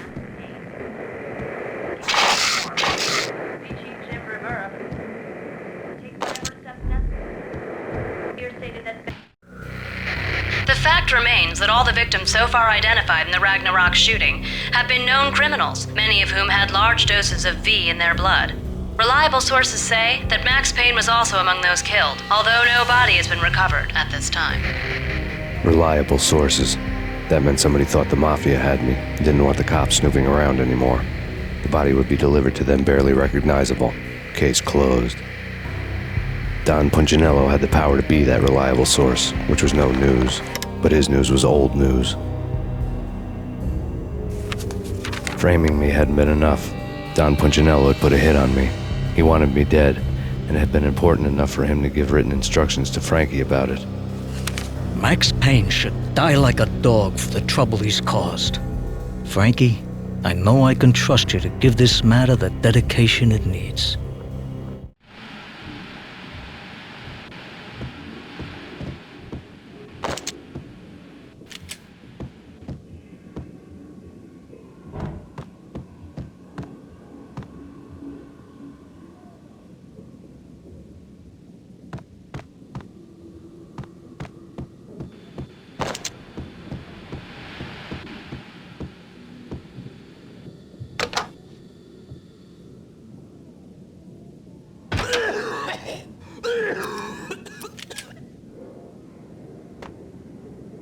Yo!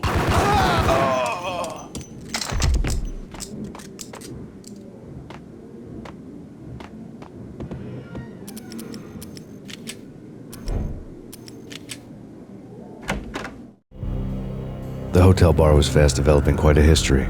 True to his words, Frankie was there, having a beer. Jesus Christ.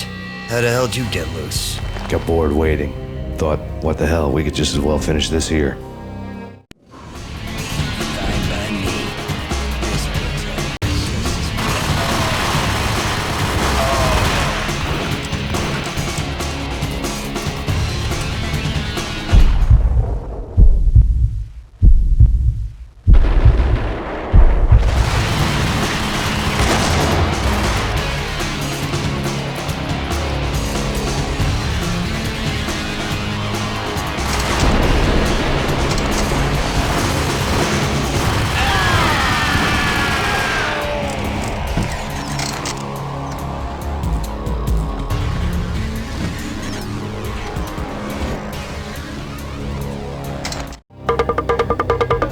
Thank you. You've been a lovely aunt.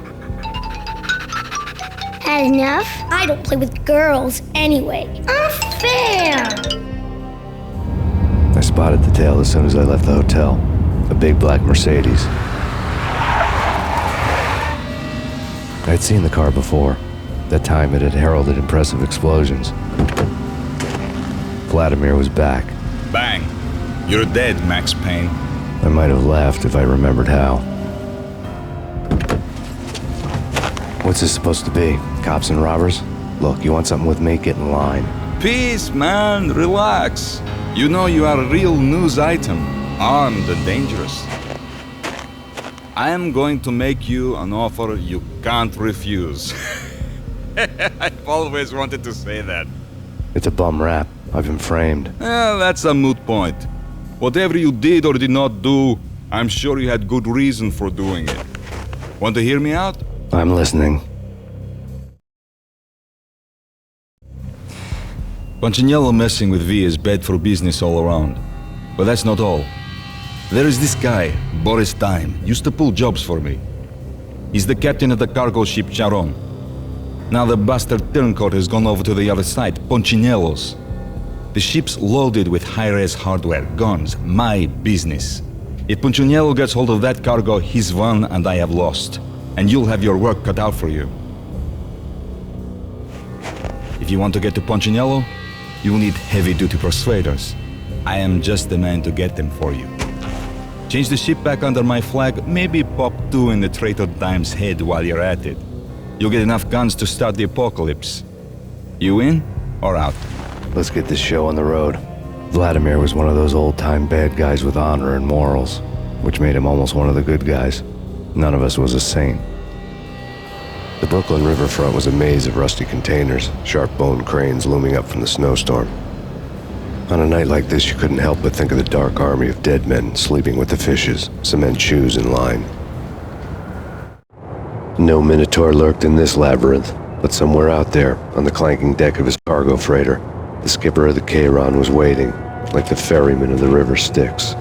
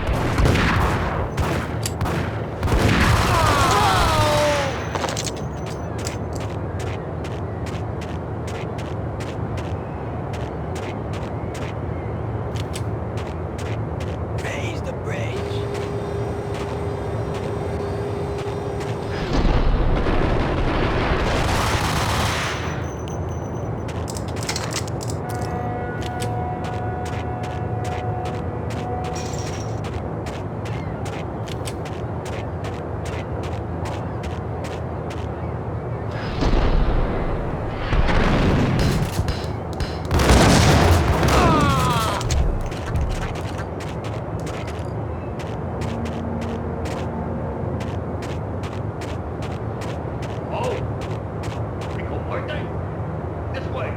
In here.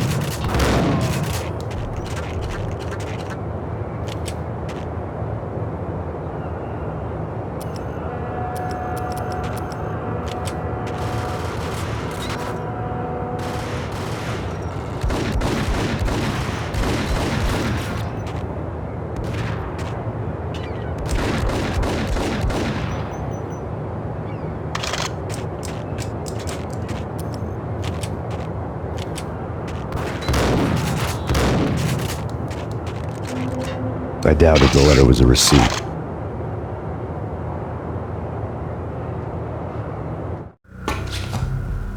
Rico Muerte had come to town to do more than just sort out family troubles. Exhibits number 1, 2, and 3. A briefcase of money, a sniper rifle, and an envelope with one word neatly printed on a folded piece of expensive paper. Mayor.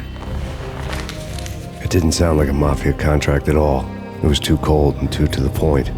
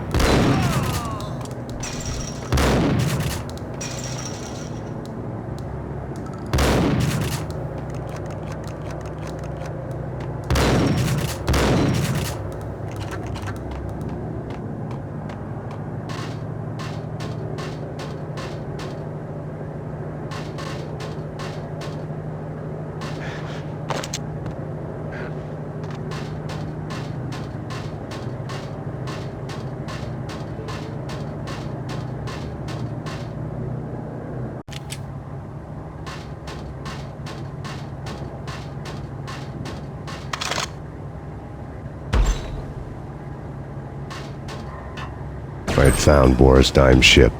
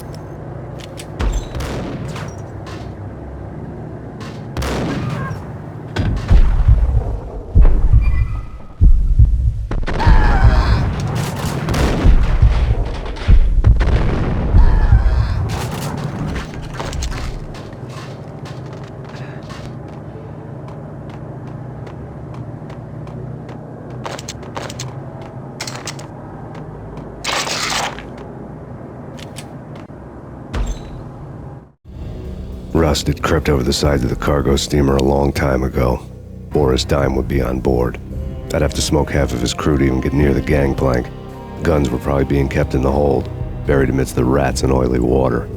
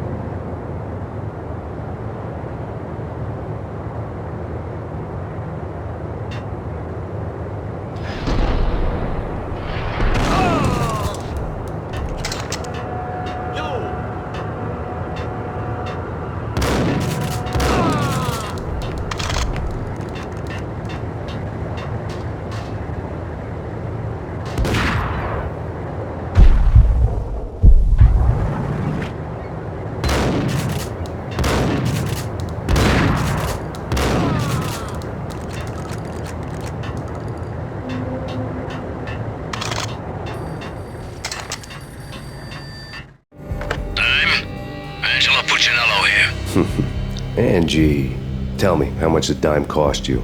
I bet it was more than his name. Max Payne. Right the first time. You're dead, punk. You sure you're not confusing me with Boris here? But you are right, of course. Pretty soon we should get together and have a talk. You son of a... Pissing Punchinello off was a dangerous game, but when people get mad, they make mistakes. I should know. That's where I wanted Punchinello, mad enough to trip over his own feet, preferably into a grave.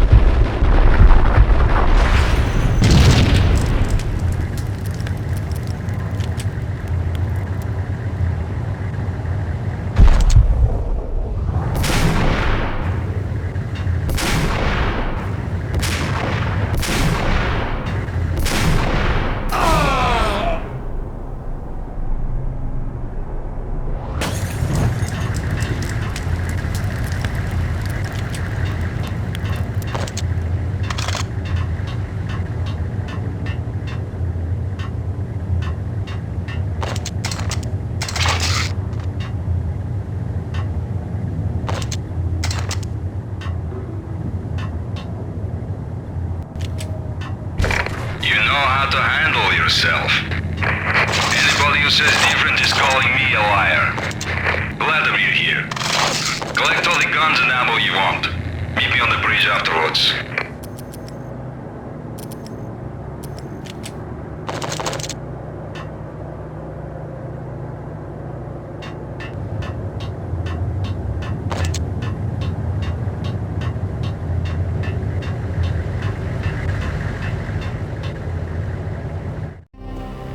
Did you get everything you need? Check. I owe you. Anything you need. This is my solo. When I'm through, Punchinello won't be anybody's problem anymore. Clear as vodka. But anytime you get between a rock and a hard place, just whistle. This could be the beginning of a beautiful friendship. You really get a bang out of this big-time gangster act, don't you? Even with all this firepower, I figured I couldn't get to Punchinello at his manor. I could only hope that he wouldn't pass a chance to hear me beg, to see he's won. This is Max Payne. I want to cut a deal. Payne, you're a dead man. That's what everybody keeps telling me. I got your ship and her cargo. I want to meet. No pain, no gain. Capiche? You know my restaurant? Yeah, I know it. 1 hour. Punchinello's restaurant had seen better days. Snow was falling like ashes from post-apocalyptic skies, but that was outside. Things would soon get hot in the Don's restaurant. I knew it was a long shot, Angelo Punchinello actually showing up, but there was no crime in hoping.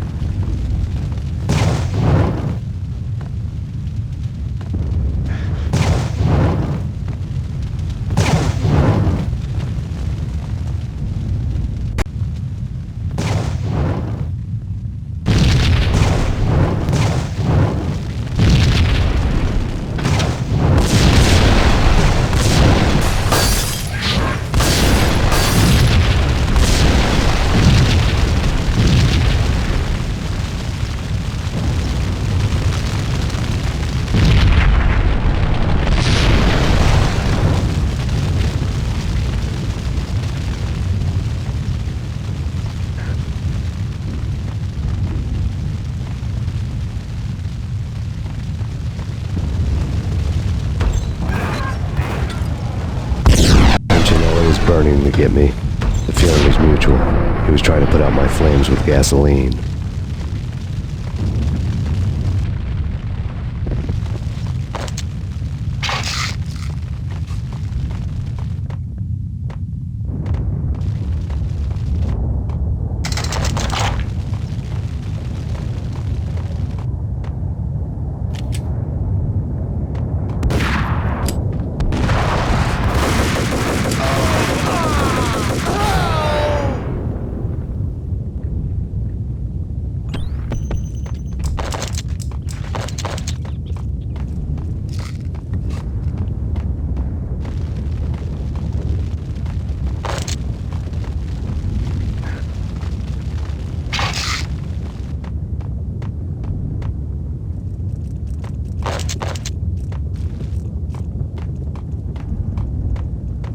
The mobsters have been guarding a real treasure, the way out of this disco inferno. There he is.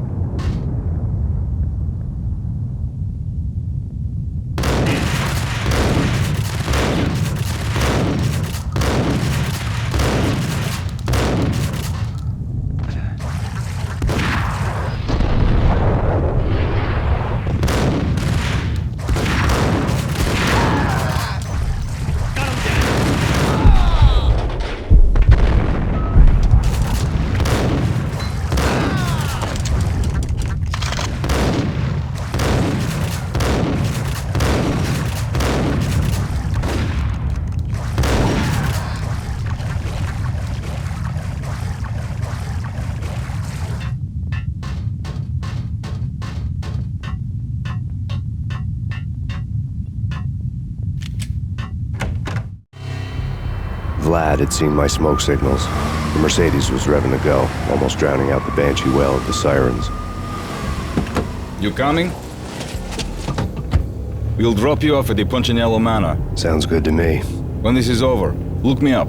I could use a professional like you. I'll keep that in mind.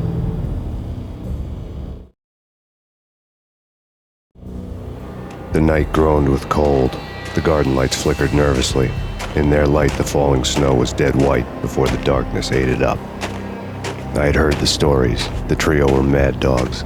They'd have hung the heads of their enemies over the manor gates if the capo had only let them. Punchinello wanted Payne. He'd see the pain.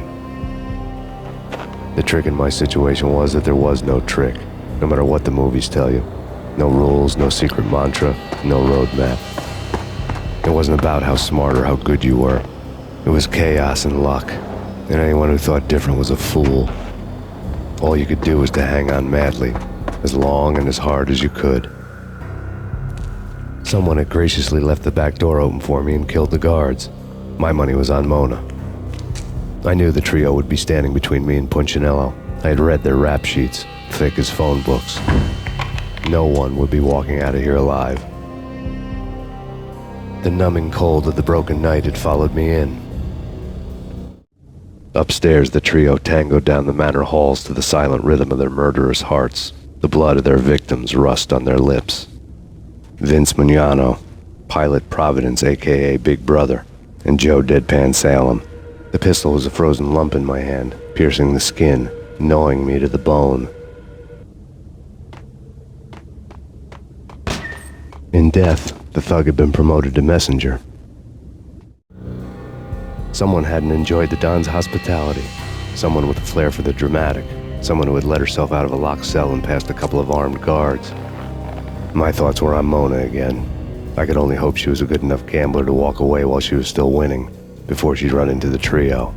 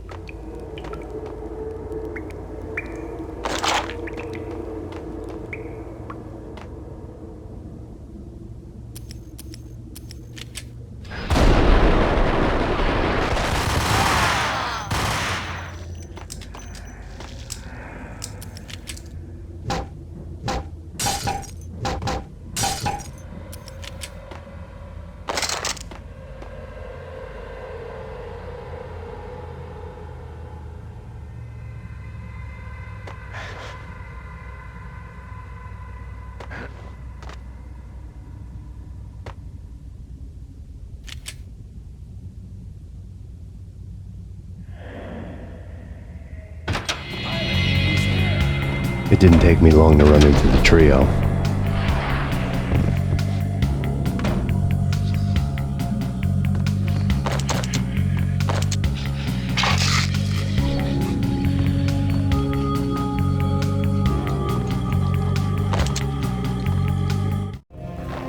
The word on Lisa Punchinello was that she was a bit of a witch.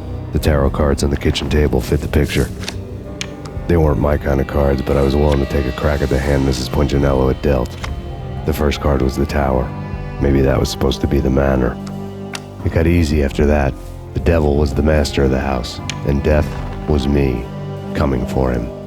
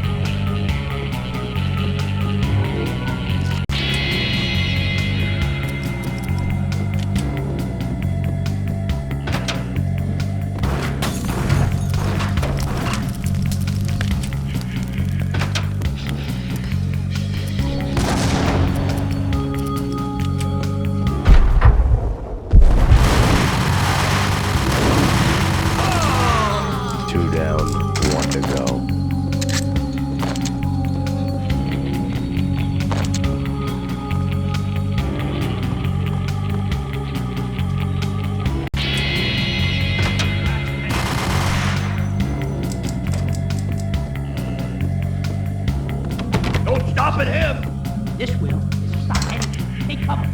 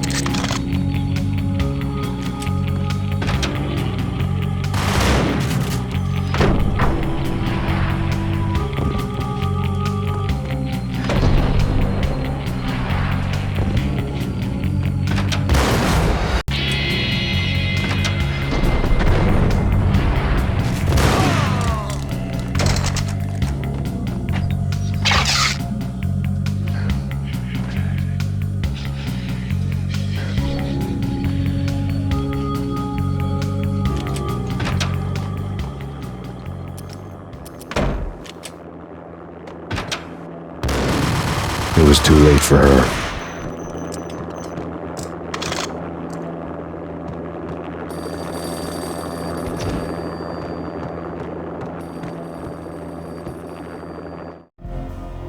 You're a real angel, Max. I couldn't tell whether it was Mona or her sister. The body was a mess. The sick bastard had really gotten a kick out of it. Seeing her lying there got me thinking about another woman's body on another bed. Got me thinking about a fallen cradle.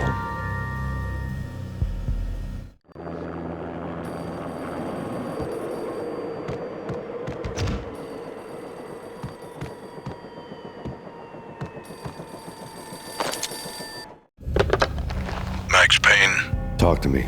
Alfred Woden. You've got company. An armed helicopter just landed on the manor grounds. You must hurry. The more the merrier.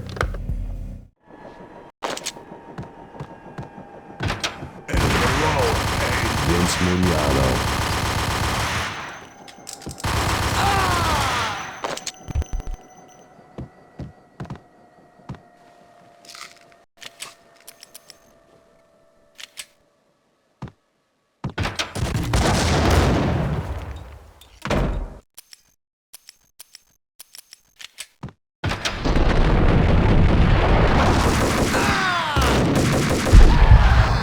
Punchinello's trio was done for.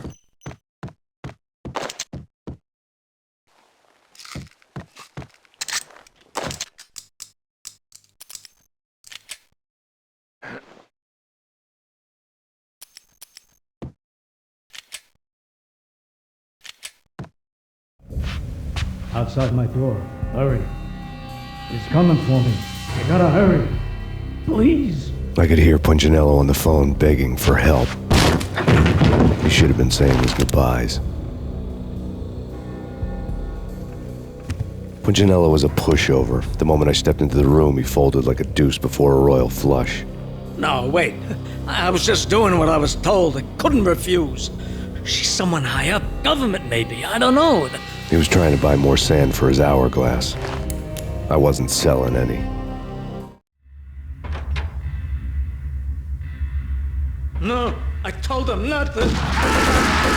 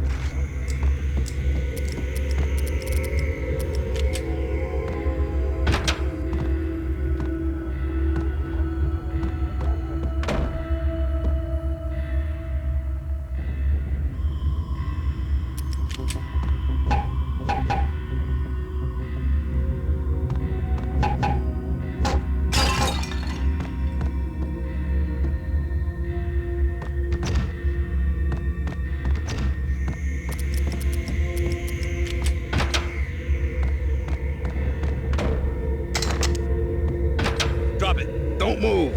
Game over, Max Payne. I could tell when I was outgunned. It was time to take another beating. The mystery witch was a real barracuda. Trouble on dagger heels, a smoking assault rifle in her hand, and an army of killer suits behind her. How sweet. I get to kill two birds with one stone. Sooner or later, it was going to catch up with you. Mr. Payne, it's time to show you the benefits of my brew. Be a good boy now. You'd find that Lady Luck was really a hooker. You were fresh out of cash.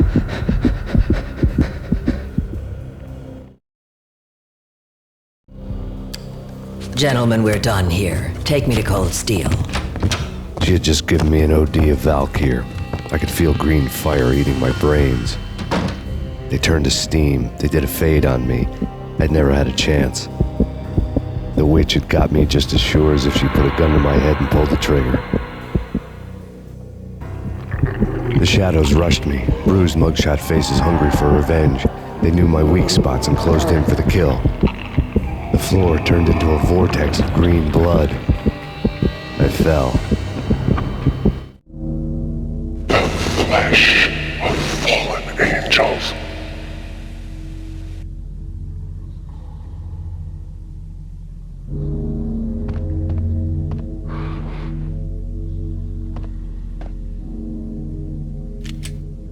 there?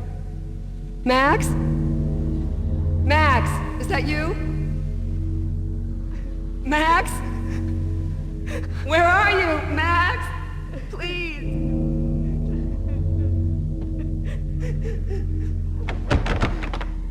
No, please, Max, no! I'm sorry. Please don't, Max, no, please.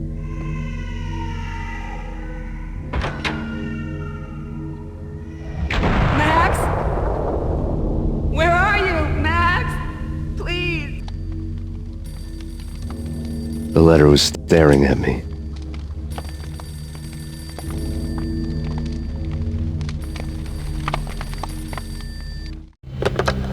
Bartender is shiny stuff and dreams are made of stooped necromancers.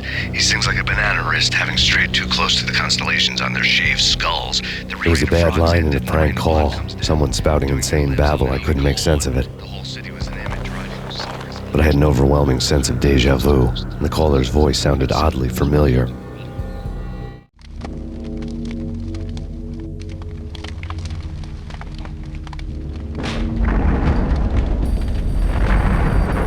The weird piece of paper looked dangerous. Don't lose it. It's Valkyr. The drug. Snap out of it. Try to remember. It was a bad line in a prank call. Someone spouting insane babble. I couldn't make sense of it. But I had an overwhelming sense of deja vu, and the caller's voice sounded oddly familiar.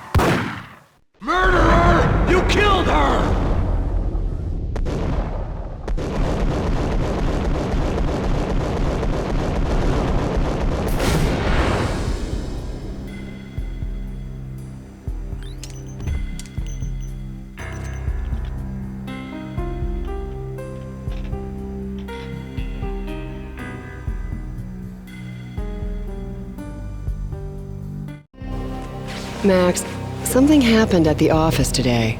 A strange memo. Something about Vikings. Honey, I gotta run. You can tell me all about it this evening. Have a nice day, darling. The bullet holes were rubies on her chest, blood glowing on her ivory skin. She was so beautiful. The killer was smiling. The flesh of fallen angels.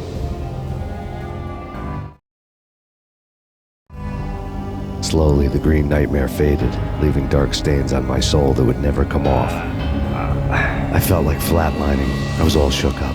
I woke up in a cold sweat, sick and tired to the bone, lying in a puddle of my own puke. The hag had said take me to Cold Steel before it had all gone crazy.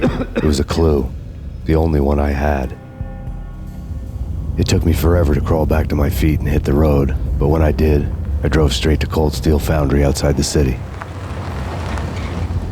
There was a whole lot of action around the place for a freezing winter night. Trucks coming and going, men running. I had the drop on the mystery witch. She thought I was dead. I was on her blind side. I was going in. The bad trip had put me in a crazy mood, adrenaline pumping through my aching veins. Staggering on the mill roof in ice and snow and wild wind, I was a ninja. My kung fu was strong. I wasn't kidding anybody. At best, I was Superman on kryptonite about to fall through a skylight, down to where it was all going down. A half-abandoned industrial area in the middle of nowhere. The factory was a perfect front for any number of illegal activities.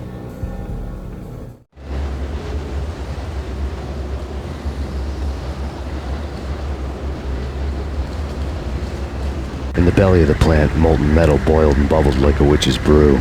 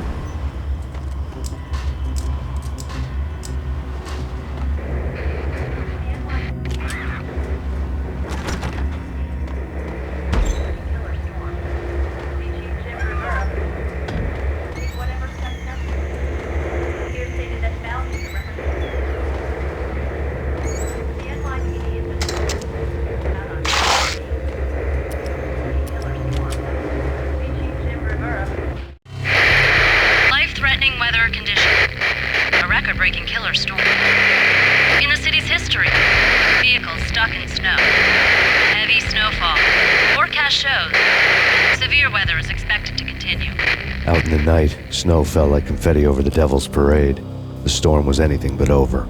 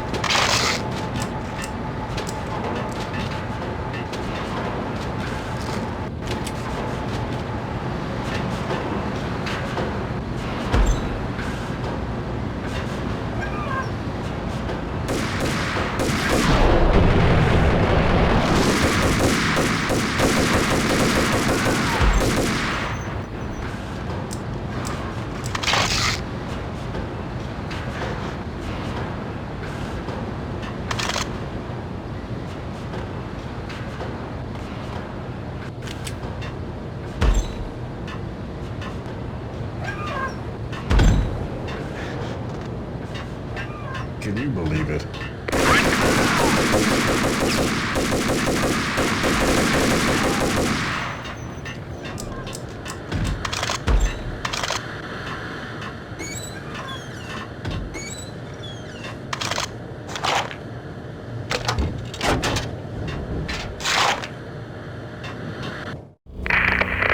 Perimeter breached. The facility has been compromised. Repeat, the Deep Six has been compromised. Initiate Operation Deadeye. The walkie-talkie military lingo could mean only one thing. They were getting ready to destroy the evidence and vanish into the night. I was so close. The hidden truths were just around the corner.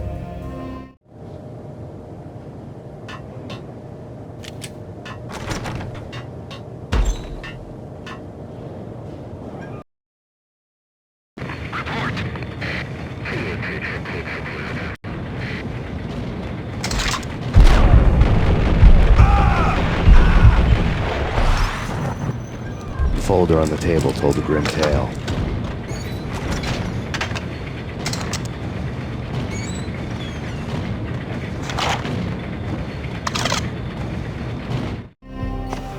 The mercenaries were running a tight operation, paperwork and all.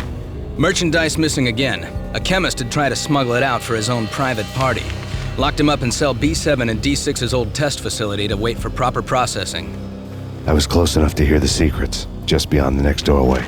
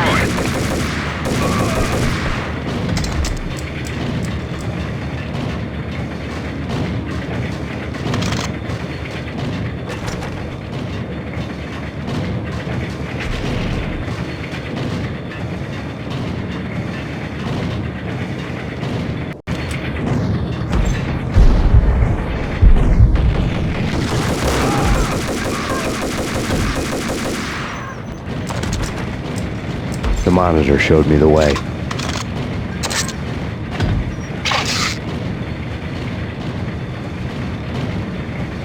Processing diagrams fill the control room screens, all but one. An elevator titled D6 on one of the screens, somewhere onwards, past rows of ovens, and the core of the plant.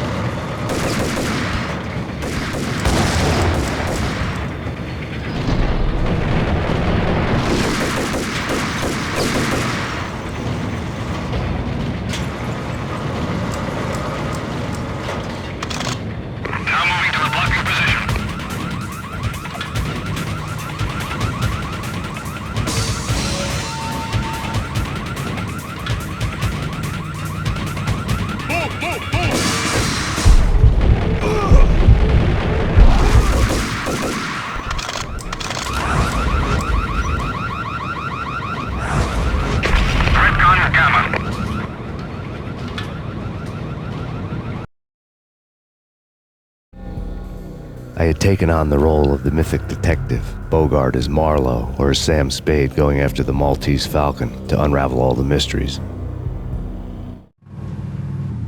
Following a path of clues to that final revelation, even if it would take me down to the cold, cavernous depths of a grave.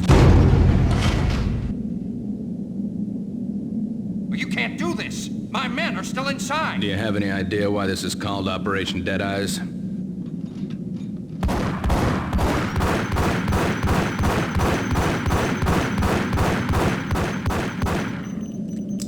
I think he's dead already. Let's do it.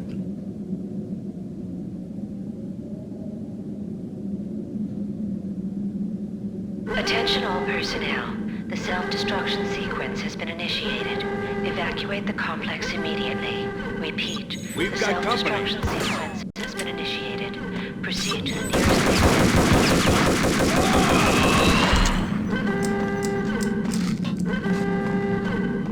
I had seen the logo on the floor before. There was an old army bunker under the steel mill. I knew the military plaque on the floor. I had seen 1,000 variations of the insignia on crumbling brick walls everywhere in the city. The sword replaced by a syringe. Project Valhalla, V for Valkyr, V for Valhalla. All of a sudden it read like a crackpot conspiracy theory.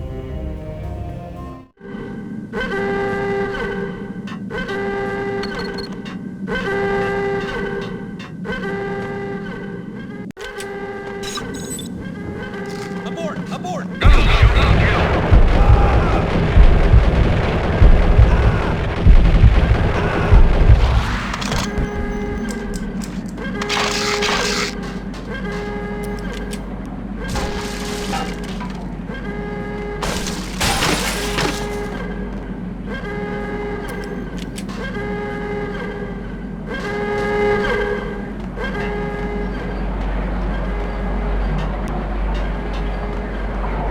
Attention all personnel. The self-destruction sequence has been initiated. Proceed to the nearest exit immediately.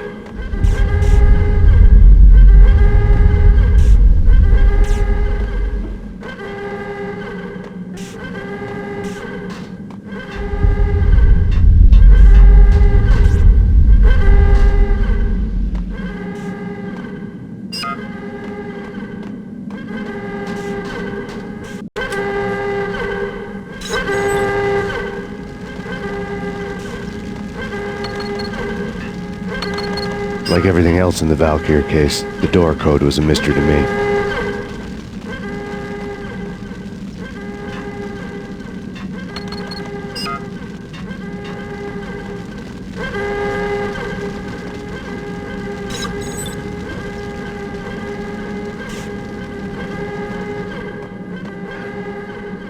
Attention all personnel. The self-destruction sequence has been initiated. Proceed to the nearest exit immediately. The chemist had been using the workstation when he died. The half-life of the lab rat had ended online, his password blinking on the screen. 665, neighbor of the beast. Decontamination completed.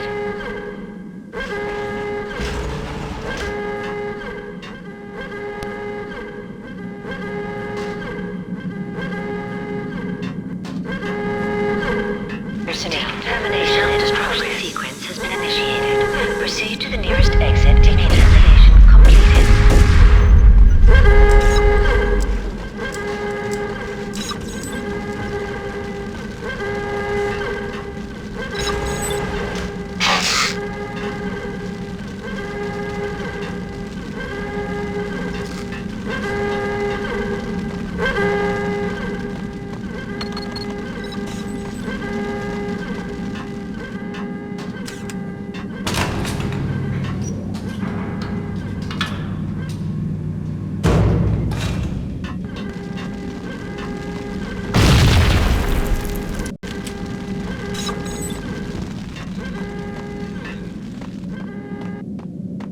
Hey, in here! Hey, get me out of here! Thanks. I thought I was gonna die in there for sure. I need you to get me through the decontamination chamber airlock. The self-destruction sequence has been initiated. Proceed to the nearest exit immediately. Your choice. Okay, I'll do it.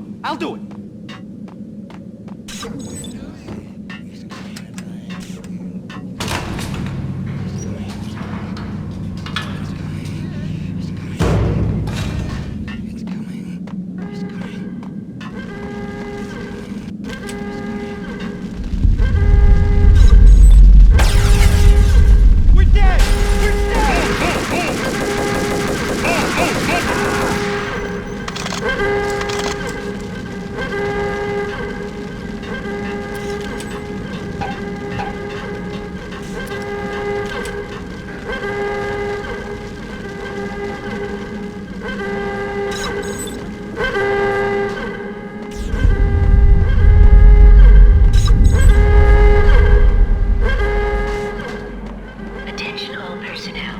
The self-destruction sequence has been initiated. Proceed to the nearest exit immediately.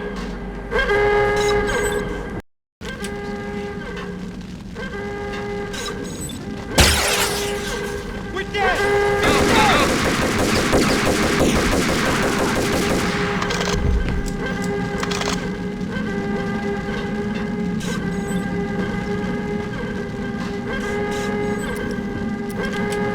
Get in! I'll punch you through! After this, you can go. You're Decontamination free in man. progress. Bad.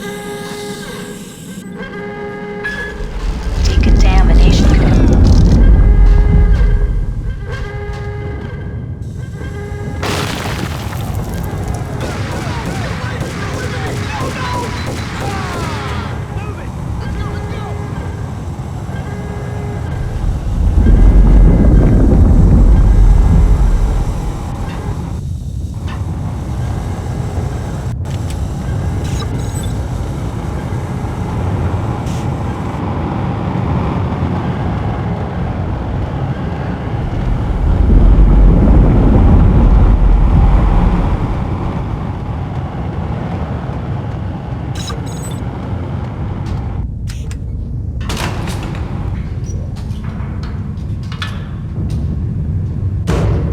I was caught in the middle of the deadly web that was the Valkyr case.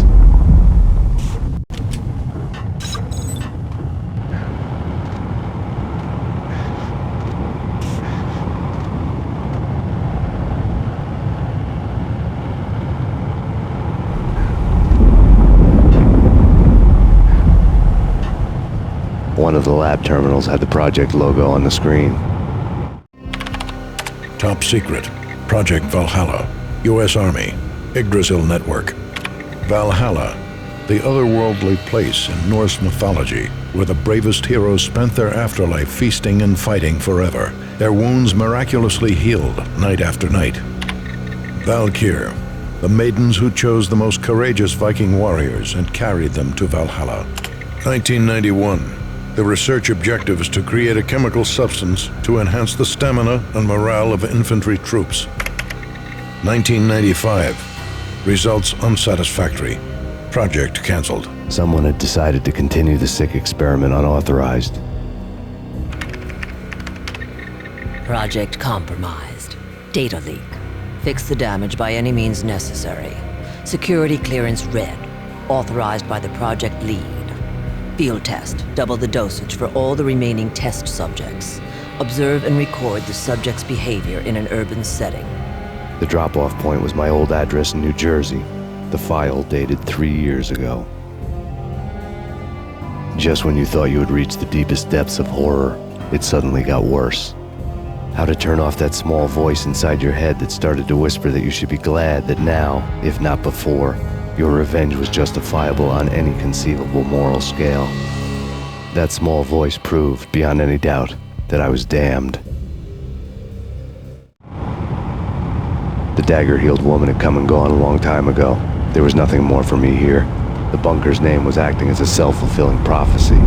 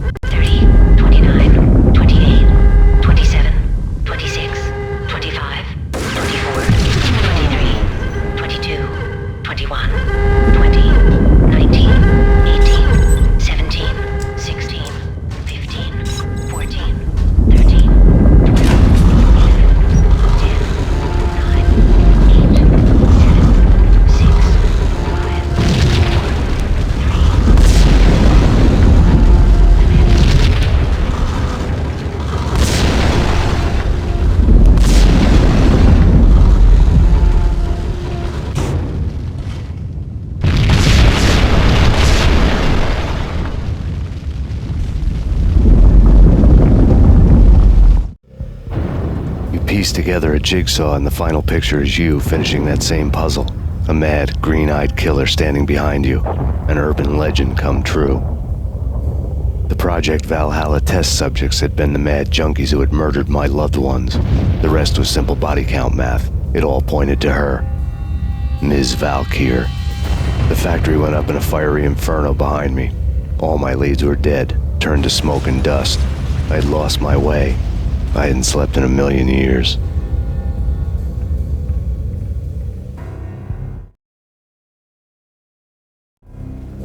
I felt thin as death. I've been living on an endless supply of week-old donuts. They were fuel for this crazy furnace inside my head. I couldn't remember when I had last seen the sun. I was on a permanent graveyard shift. When the darkness fell, New York City became something else, any old Sinatra song notwithstanding. Bad things happened in the night, on the streets of that other city, Noir York City. I was in an all-night diner, downing cup after cup of coffee that tasted like engine oil, when a new message from BB got me back on the killer track. What the hell happened at Roscoe Street? Maxie, I'm going out on a limb here. We need to talk this through, come up with a plan. 2:30 a.m., the Choir Communications Garage. The more I thought about Alex's murder and the frame-up, the more it felt like an inside job. I should have seen it coming. BB had sold me out, and now he wanted to finish what he'd started. The garage was dead. BB showed up in his tailor-made suit, gold watch, and cufflinks to match, all way beyond a cop's pay. Maxie. Oozing suave charm, he was guilty as hell. What the hell does BB stand for anyway? Backstabbing bastard? Come on, don't be like that. Have a cigar. I don't smoke. Maxie, you have no idea how big this is. It's huge. You have no idea. I think I do. You're a bribe-taking bent cop who sold out his partner. Those mobsters in the subway were a dead giveaway. Hard to miss. Bet it was exactly like this with Alex. Up close and personal. You can't win this one, Max. No, but I can make damn sure none of you do either. BB turned out to be another cardboard cutout bad guy.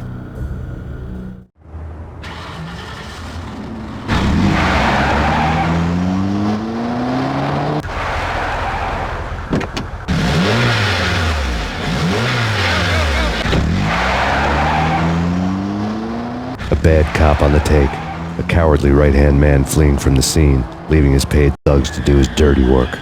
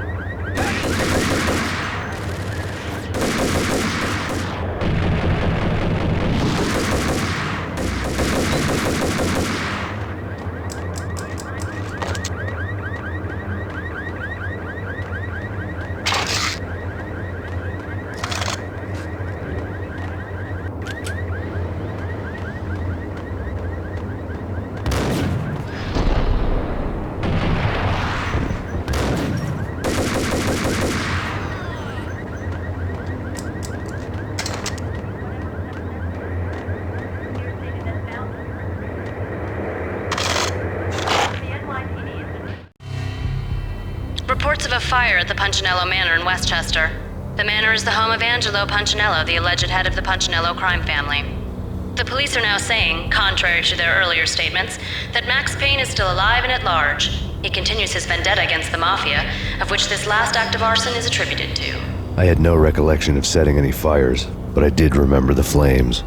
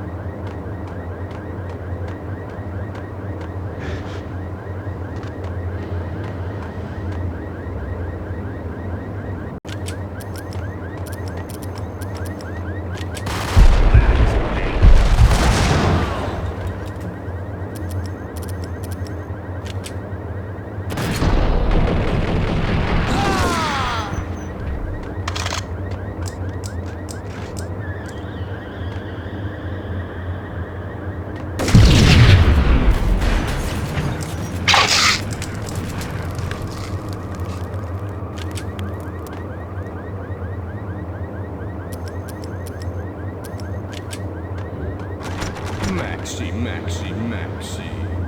Come out, wherever you are.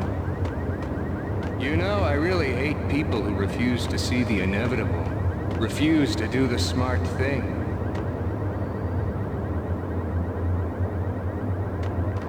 No, I must do the right thing.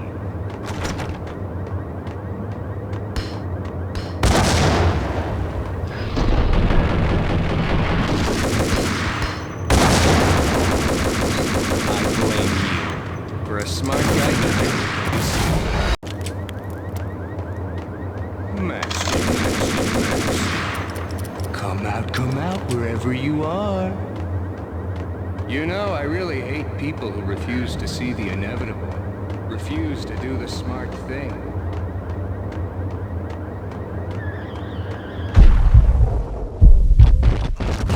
No, I must do the right thing.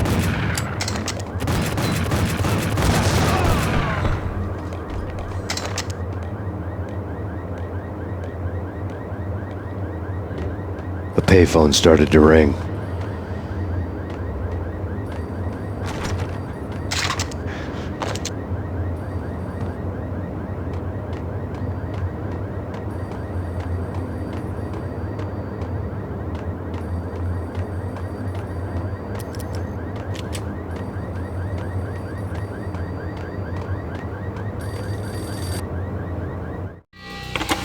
Yeah. Max Payne? Whatever does it for you. This is Alfred Woden. I can give you the name of your enemy. Come to the Asgard building presently. We are expecting you.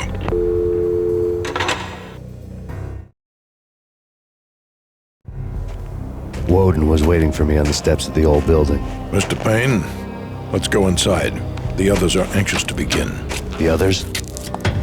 Despite the general misconception, this building actually predates the City Hall by 2 years, thus being the oldest municipal building still in use here at the foot of the Brooklyn Bridge. No kidding. The old man played tour guide as he led me through a dark domed hall. The answers I was after loomed large ahead. Mr. Payne, I would like to introduce you to my colleagues in what we call the Inner Circle. You've been watching too much X-Files. You have seen the files on Project Valhalla. We can fill the gaps, provide you with the information missing from those files. We were all involved in the early stages of the project during the Gulf War. What's the catch? We would very much like to blow this thing wide open, but our hands are tied. Her name is Nicole Horn. She was the key figure in Project Valhalla. When the funding was discontinued, she simply refused to quit. She knew exactly what she had in her hands. Nicole Horn is the president of Acer Corporation. She has more than half the city in her pocket. This must be kept under wraps. If you try to go public with this, we will deny any knowledge. We need you to take her out. Afterwards, we can protect you. Make all the charges go away. That was the cue for the killer suits to kick in the doors and swarm inside.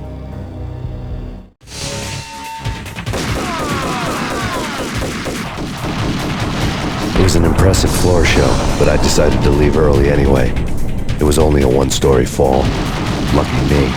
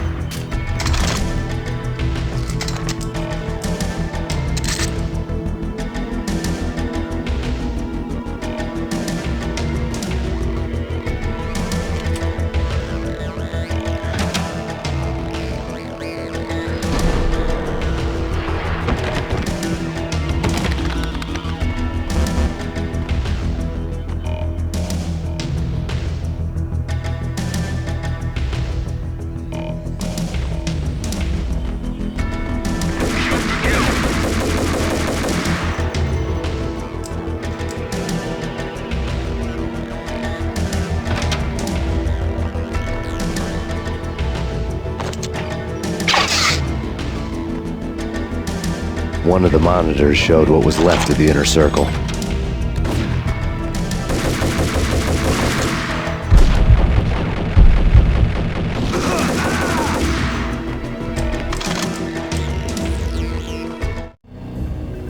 On screen, the so-called corpse of Alfred Woden stood up, miraculously waking from his dirt nap, looking smug among his dead pals. In the land of the blind, the one-eyed man is king. I didn't know how he'd pulled it off, but it was a pretty slick way to get out of all his promises. Most of what he had said fit too well to be a load of crap.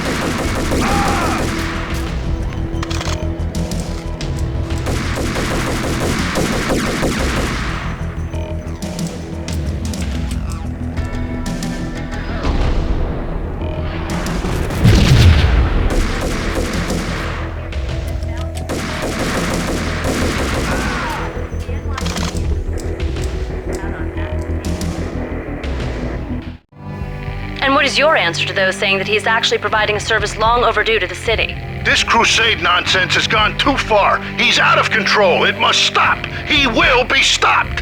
That was Deputy Chief Jim Rivera from the New York City Police Department.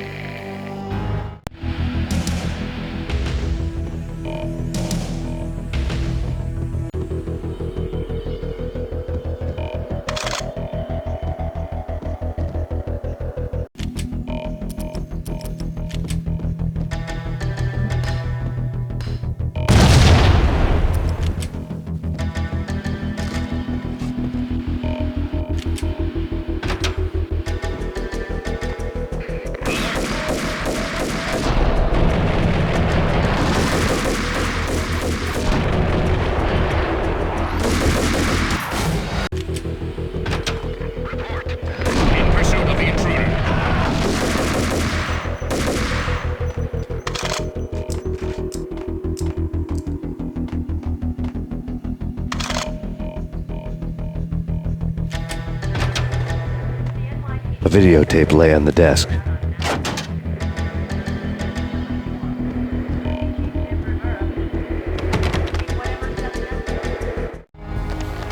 Nicole Horn had blackmailed the inner circle into silence. The tape came with a curt extortion note on a piece of expensive paper.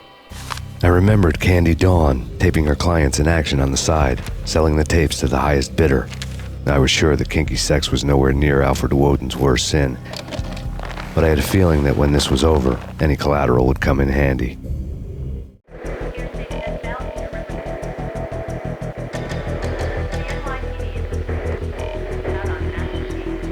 Woden had left me a present. Nothing seems to stop Acer Corporation's phenomenal victory march. Incredibly, the stocks are still rocketing. Worried experts already see a danger in the company's success.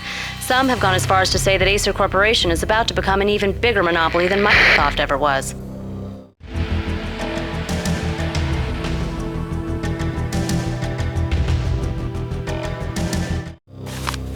Woden had taken care of my mission preps with military precision. The critical areas in the Acer Corporation headquarters blueprints were circled in red. The president's office was at the top of the building, right below her penthouse suite. The elevators were controlled by a security computer, part of the mainframe located underground below the building. The high-rise was sealed as tight as a sci-fi fortress.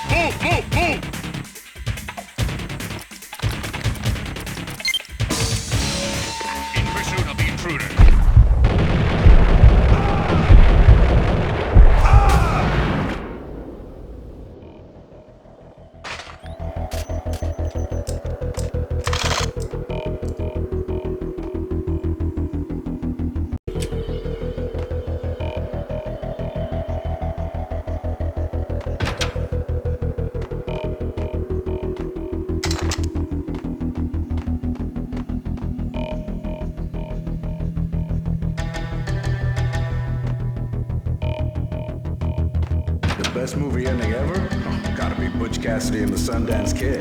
A hero's end, going out with guns blazing. Never heard? What the hey, yeah? Oh, what the hell?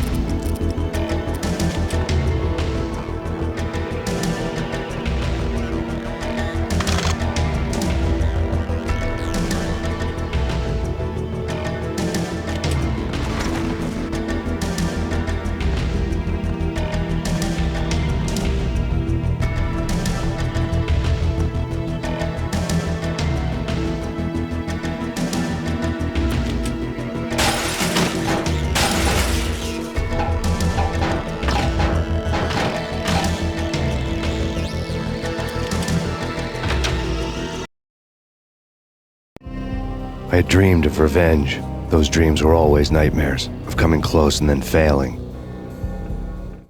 Now I was close. I had a name to guide me, Nicole Horn. I had nothing to lose.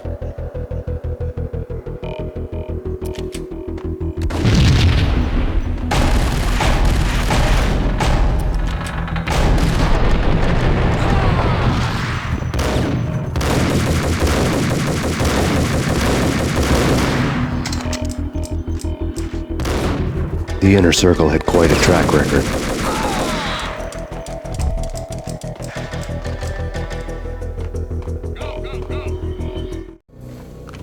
Project Valhalla had not been the only thing the Inner Circle had been involved in.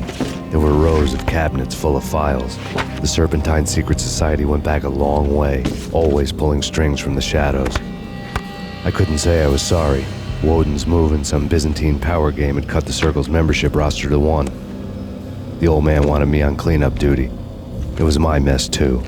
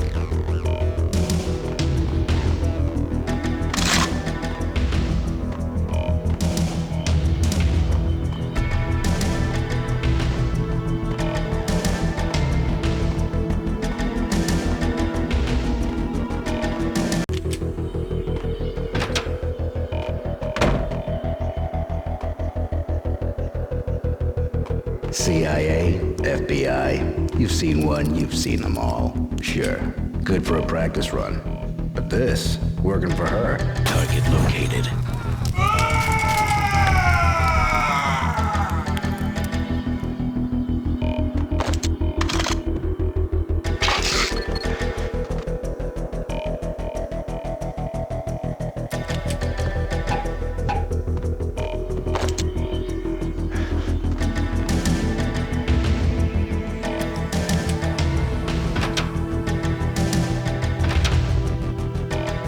Take him down. Shoot to kill. Let's finish this.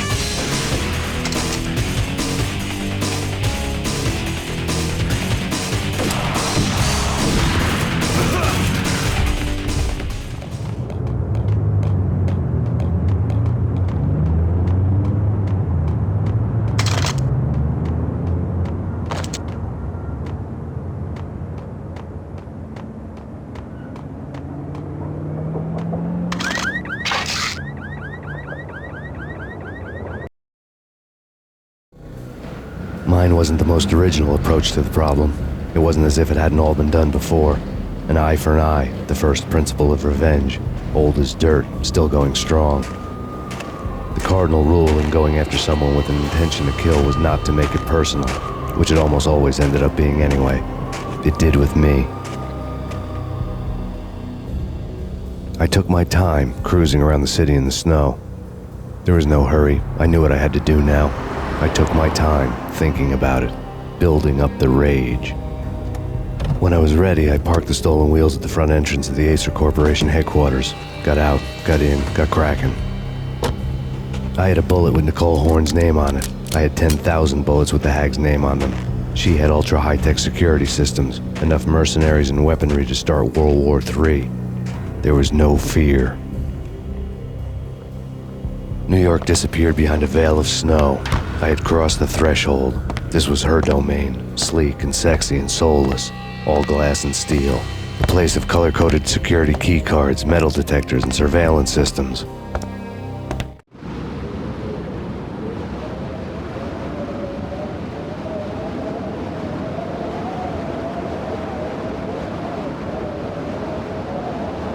Colder than a walk-in fridge. Cold as a gun.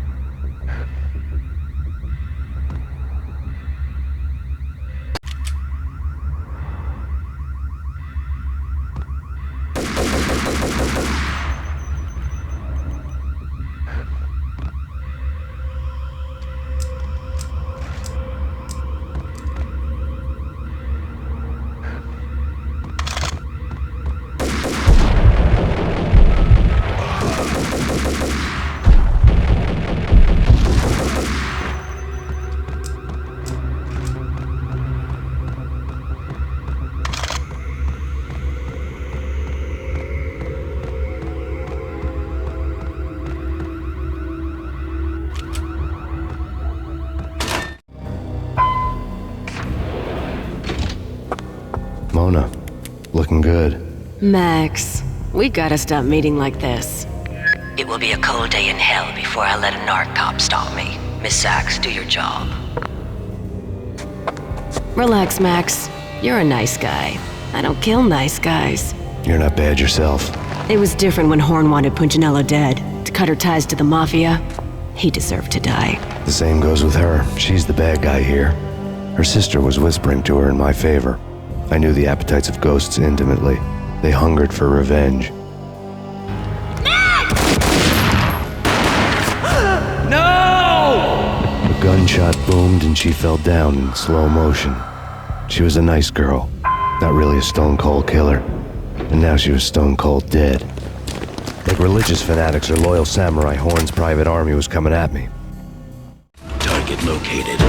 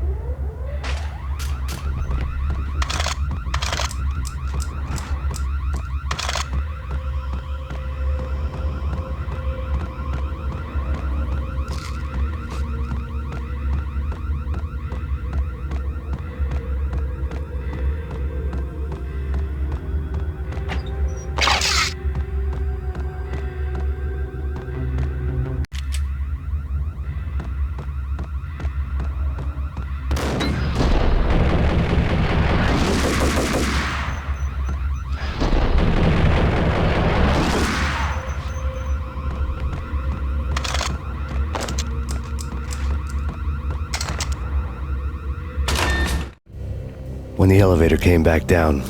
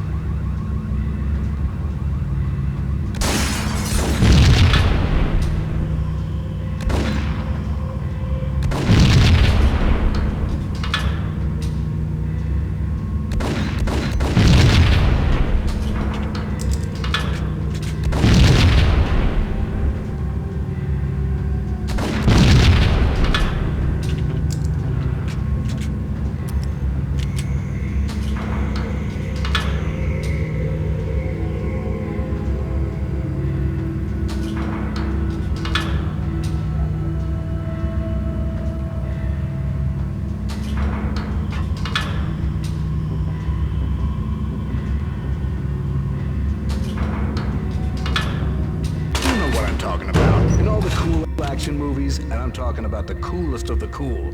It always seems like time slows down in the middle. Yo!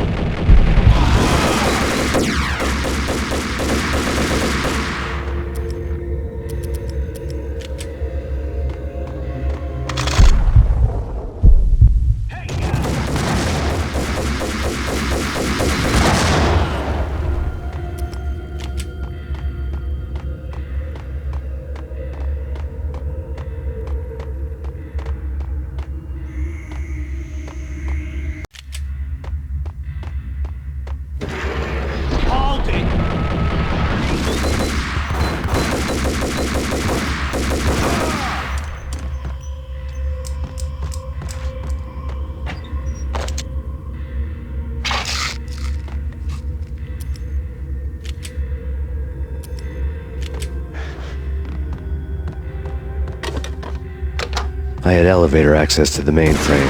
From there, I'd be able to override the security locks and get to her office.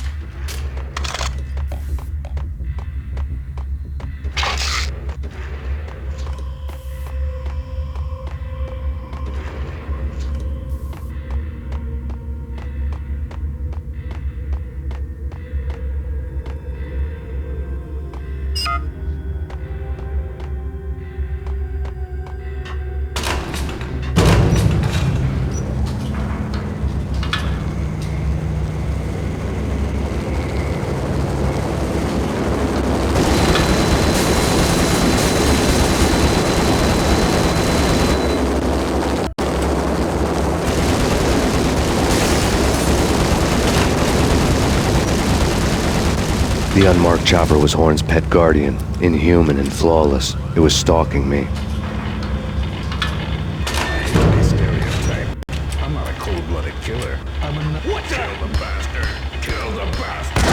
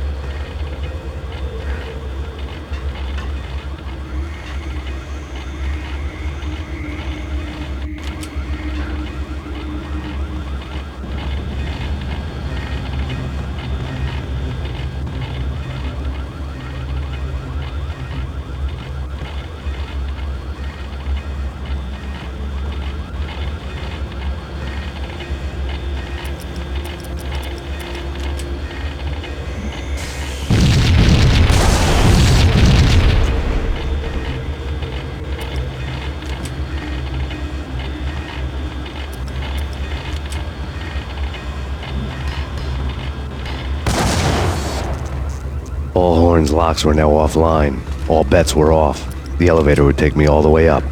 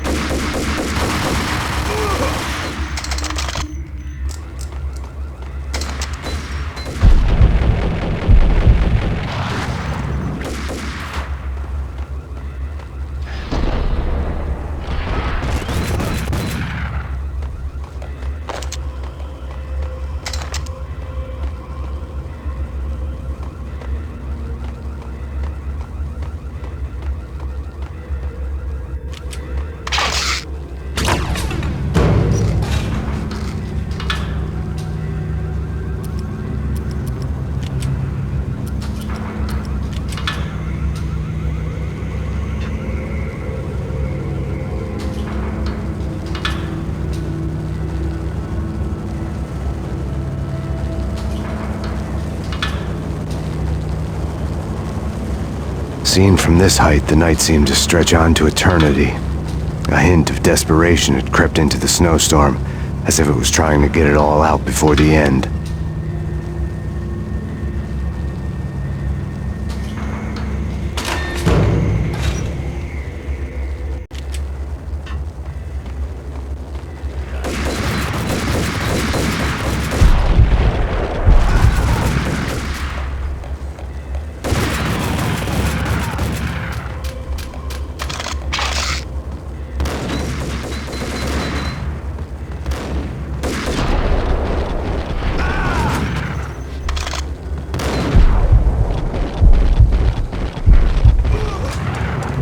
Horn's personal computer was on.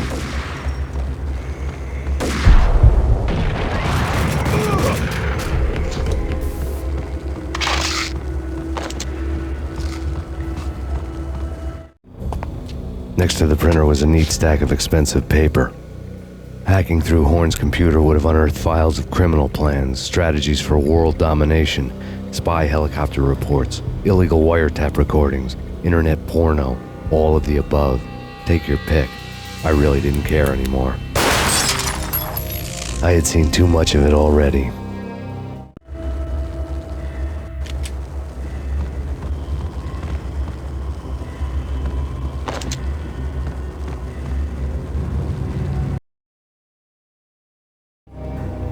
Valkyr had been meant to be a white-winged maiden that would lift you to a warrior's heaven, but it turned out to be a one-way demon ride to hell. The devil was in the drug. I knew. I had met him.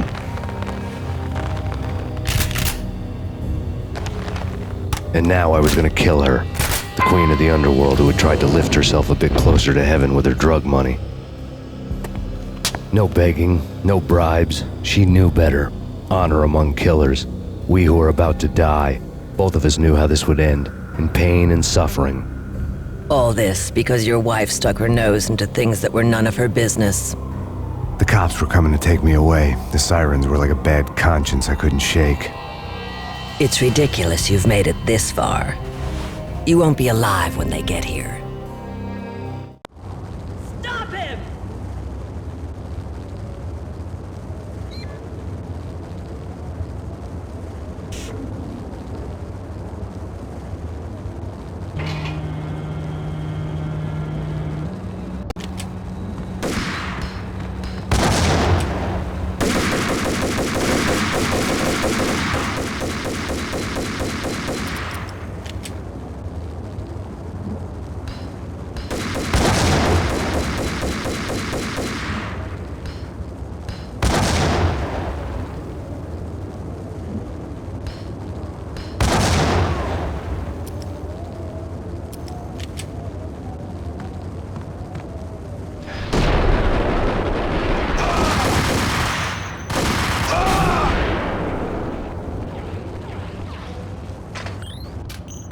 The elevator lobby. Get us back up now. Max Payne, this is futile. A waste of time. The deaths of your wife and daughter were necessary. Inevitable. It is done. You cannot bring them back. Nothing you do will make it any better.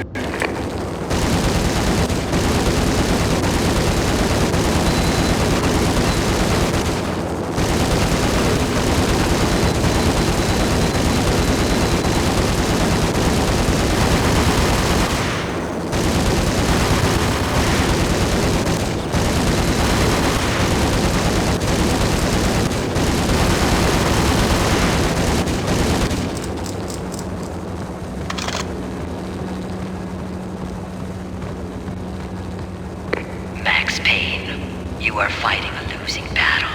You cannot survive this. You will die. Stop fighting. Make it easy for yourself. Accept your fate. You will die here.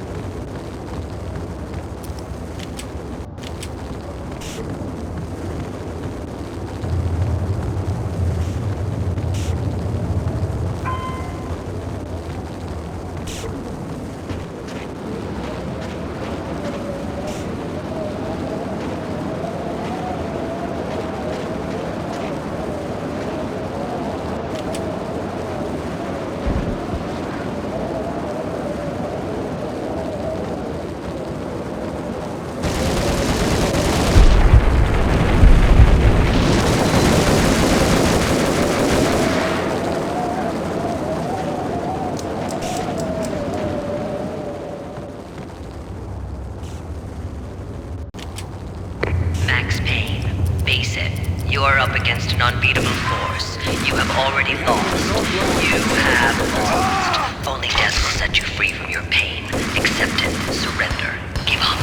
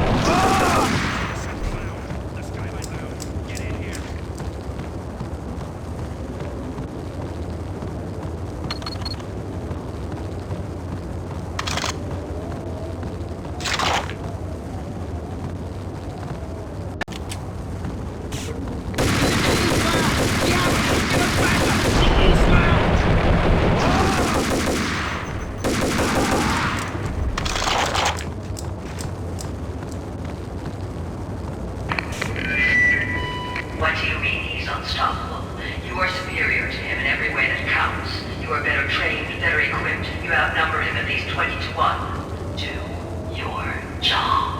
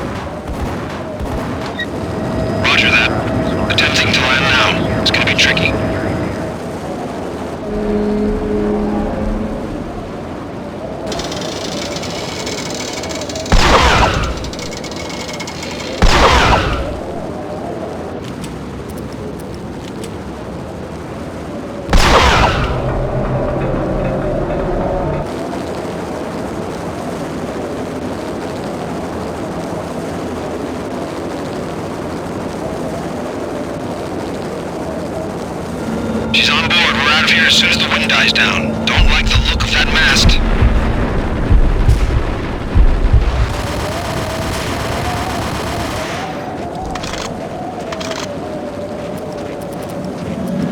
Lift off in 1 minute.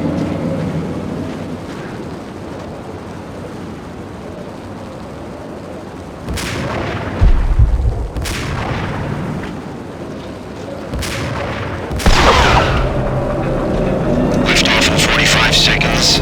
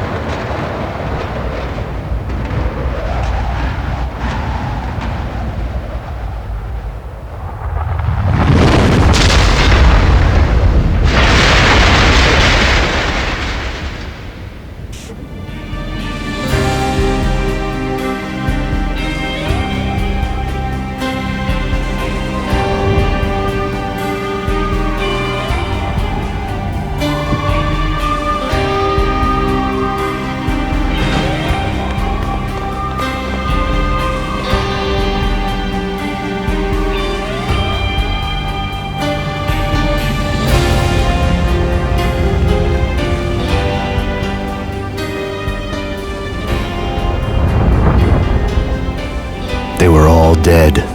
The final gunshot was an exclamation mark to everything that had led to this point. I released my finger from the trigger. And then it was all over. The storm seemed to lose its frenzy. The ragged clouds gave way to the stars above.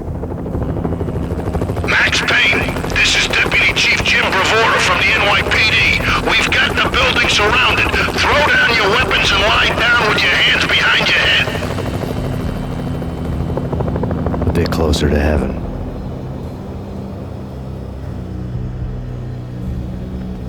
The cops' voices were distant and muted. Freeze! NYPD! Hold it right there! My ghosts released me from their haunting. Down below, New York City glittered like diamonds on black velvet. You gave us one hell of a ride. Take him down to Central Booking. You heard the man. Woden was there in the crowd, standing by the sidelines. It wouldn't be over till the man with the patch would say so. He'd say the right words. I knew he would. He'd better. Woden grinned smugly. It was the grin of a winner. That made two of us.